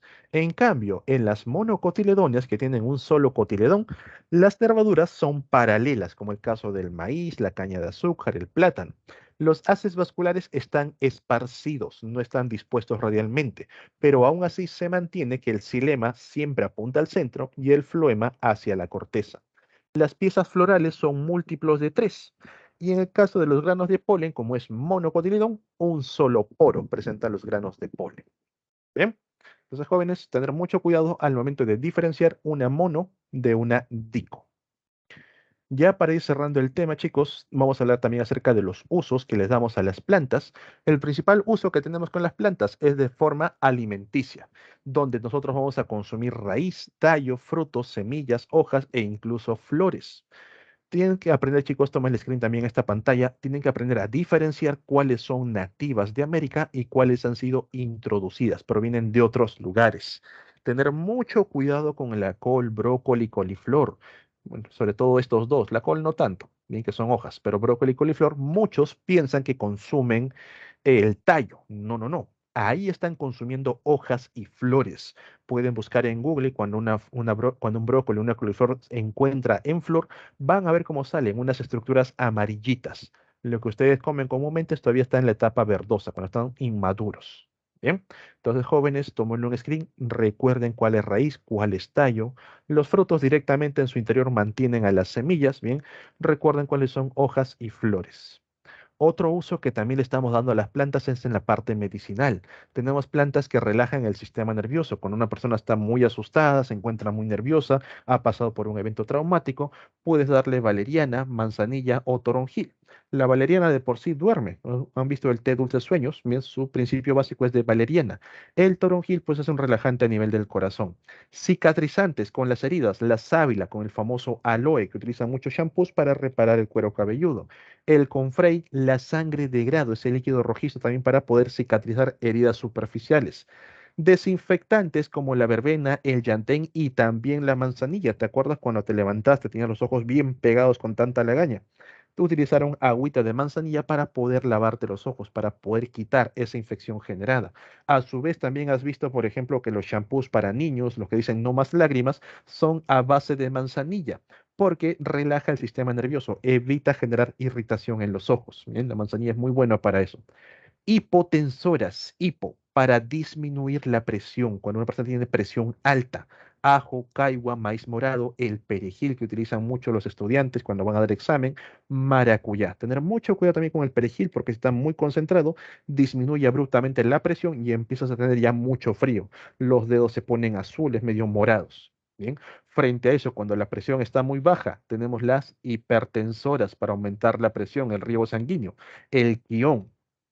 Muchas personas, luego de una amanecida, luego que se han ido de fiesta, de parranda, siempre toman un caldo de gallina o algún tipo de alimento, comida china, porque tiene presencia de quión o también llamado jengibre. Esto aumenta la irrigación para poder, digamos, despertar de cierta manera hasta que llegan a casa. Litolíticas, aquellas que van a ayudar contra los cálculos vesiculares, cálculos renales, el famoso chancapiedra, tu agüita de cáscara de papa, la tuna, la piña, las fresas, las uvas. Por último, tenemos antioxidantes, las familias de las crucíferas, ¿bien? La col, la coliflor, el brócoli, las cuales van a ayudar en los procesos antimutagénicos para evitar que las células desarrollen células cancerosas. Ahora, jóvenes, aquí tengan mucho cuidado con algo. En este tipo de preguntas, la chicha morada sí te baja la presión. Esas agüitas que te dan junto con con tu almuerzo te ayudan a disminuir la presión, evitando dolores de cabeza y el tinnitus, el oído en los oídos. Pero algo que quiero que tengan mucho cuidado con plantas medicinales es que te van a dar casos. Por ejemplo, si te colocan a una persona diabética que tiene presión alta y te piden qué planta le recomendarías, su condición diabética impide que tú le des azúcares. Profe, yo sé que tengo que darle hipotensoras, que puede ser ajo, caigua, maíz morado, perejil o maracuyá, pero no le vas a dar ni maíz morado ni maracuyá porque son frutas. Directamente vas a complicarle su condición diabética. En ese caso tendrías que darle perejil, que son hojas, o darle ajo. La caigua también es un fruto, también aumentaría los niveles de azúcar en sangre de esta persona. Entonces, aquí hay que tener mucho cuidado. Si te ponen una persona con diabetes, una persona con sobrepeso, algo así, bien, tratar de poder discernir cuál es bueno y cuál le solucionaría uno, pero le complicaría otro. Bien. Luego, otros usos que también le vamos a dar a las plantas, por ejemplo, es en la parte industrial o artesanal. Ahí tenemos, bueno, separamos las monos de las dico. Las palmeras que nos pueden brindar aceites, aceite de palmera, la palma aceitera, la que viene a ser también el coco, bien aceite de coco, todas ellas. Tenemos a la totora y junco para armar los barquitos de totora, cabito de totora, también para armar algunos bolsos, algunas casas, también se utilizan los juncos. Tenemos las de la parte de los dicotiledones, algodoneros, las prendas de algodón bastante frescos para verano. Girasol, semillas que utilizamos para alimentar a las mascotas y también el famoso aceite de girasol y el propio cedro que se utiliza gracias a su buena madera. Bien, entonces tenemos usos distintos para las plantas en la industria y también de manera artesanal. Todo esto, chicos, también ha conllevado a que muchas plantas se encuentren en situación vulnerable, estén como especies amenazadas. El propio cedro de por sí, como su madera es tan buena, se ha reducido tanto el número, llegando al punto de encontrarse en una situación vulnerable, de peligro. Es por ello que muchas empresas que utilizan cedro directamente lo sacan de las plantas reforestadas, de lo que ellos mismos van sembrando. De igual manera encontramos el mangle. El mangle no es aprovechado directamente, sino que crece en una zona propicia para el cultivo de camarones. Entonces las personas arrasan una gran cantidad de bosques de mangle para sembrar sus camarones y es por eso que el mangle poco a poco ha ido desapareciendo. En el caso, por ejemplo, de la Puya raimondi, en el caso de la flor de Amancaes, son plantas que han desaparecido de manera indirecta. El ser humano no las utiliza, no tiene ningún uso directo, sino que por el cambio climático, estos organismos poco a poco han ido reduciendo su número. Ya hay menos puyas a nivel de la altura. Si viajan a Huaraz, si viajan al Huascarán, van a encontrar algunas puyas todavía. En el caso de la flor de Amancaes, en las lomas, sobre todo en la parte de la costa, era muy común, pero año tras año vemos menor cantidad. La quina y la uña de gato, plantas medicinales, debido a su uso y su fácil acceso, sobre todo la uña de gato, gran cantidad de personas han extraído de manera inescrupulosa, llegando al punto en que ya hay pocas de estas plantas de manera silvestre, de manera natural. En el caso de la quina, para utilizar a la hidroxicloroquinina como combatiente de la malaria. Por eso que es una planta que se encuentra en nuestro pabellón nacional, en el escudo nacional. Bien, entonces tener esas consideraciones. Cedro y mangle directamente, la quinoña de gato por sus propiedades medicinales, la puya raimondi y la flor de Mancaes de manera indirecta por efectos del cambio climático. Y lo último que también debemos saber sobre las plantas es que como tienen un uso directamente alimenticio, tenemos una gran cantidad de plantas comestibles, el Estado garantiza que todo esto pueda llegar a ser utilizado por las personas. Y para eso tenemos al SAN, la seguridad alimentaria y nutricional, formado por cuatro pilares.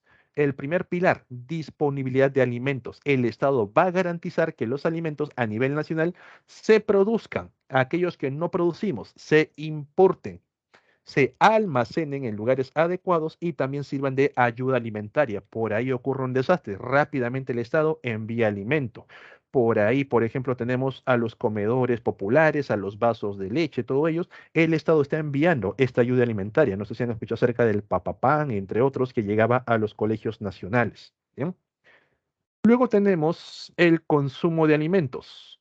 Esto básicamente es la estabilidad. Bien, es el pilar de estabilidad, donde el Estado también garantiza solventar la inseguridad alimentaria transitoria, bueno, transitoria, cíclico o estacional. ¿A qué se refiere? Recordar que hay alimentos de temporada, hay alimentos de verano, hay alimentos de invierno. Entonces, el Estado tiene que garantizar que durante todo el año existan ya sea estos alimentos o por lo menos algún reemplazo. En verano comemos una cosa, en invierno comemos otra, o si no va a haber en invierno, producimos demasiado en verano y lo guardamos para seguir vendiéndolo después. Entonces tiene que haber estabilidad en cuanto a la disposición de alimentos. Ese es el pilar, el segundo pilar. Bien, estabilidad. El primero es disponibilidad. Con estos nombres lo vas a encontrar. El tercero, acceso. El Estado te garantiza acceso a los medios de producción, le presta tierra a los campesinos en concesiones, les garantiza lo que viene a ser el acceso a agua, tecnología y conocimiento, pero también el acceso garantiza que los alimentos estén disponibles en el mercado. Eso es gracias a las carreteras que se van formando, a los distintos medios de transporte, vía marítima, vía aérea, vía fluvial, para que los alimentos puedan llegar a los mercados. Y una vez que están en los mercados, está disponible, está estable, estos alimentos tienen que responder a las necesidades nutricionales. Ahí hablamos de la utilización o aprovechamiento biológico. Deben responder también a la diversidad. No puede haber un solo tipo de alimento, te cansaría demasiado, el cuerpo estaría demasiado asqueado. Responder a la cultura y preferencias. Por ejemplo, yo quiero, no sé, yo vengo de la selva, quiero consumir algo de la selva. En él hay cierto mercado donde voy a encontrar estos alimentos que también los traen de allá, porque es parte de mi cultura, es parte de mi identidad. Bien, también responde a la inocuidad. Los alimentos no deben generar daño, bien, deben transportarse con mucha higiene para evitar contaminación en el proceso y también a esto, dignidad y equidad. Los alimentos están disponibles para todos, nada que porque soy de un distrito con bastante plata, aquí solamente llegan alimentos de calidad de primera mano, mientras que en otros distritos pobres se venden los alimentos que van sobrando. No, no, no. En cualquier lado puedes encontrar los distintos tipos de alimentos. Por supuesto que también de acuerdo al tipo, los alimentos importados sobre todo, van a tener distintos precios, pero se reparten de manera equitativa. Bien. Esto también, chicos, lo que viene a ser el acceso a los alimentos también tiene que responder al bolsillo del consumidor. De nada sirve tener alimentos disponibles todo el año que puedan llegar a los mercados, pero el consumidor no puede comprarlos. El Estado también tiene que garantizar ese tipo de acceso. Bien. Ok, jóvenes. Hasta aquí sería la clase por el día de hoy. Ya estamos justo con la hora. Muy agradecido con todos ustedes. Espero les haya gustado la clase. En pantalla estoy colocando las claves correspondientes a esta semana. De igual forma se los copio en la barra de chat. ¿Bien? Cuídense bastante, chicos. Nos estamos viendo ya la siguiente clase. Hasta una próxima oportunidad, chicos. Chao, chao. Hasta luego, profe, cuídese.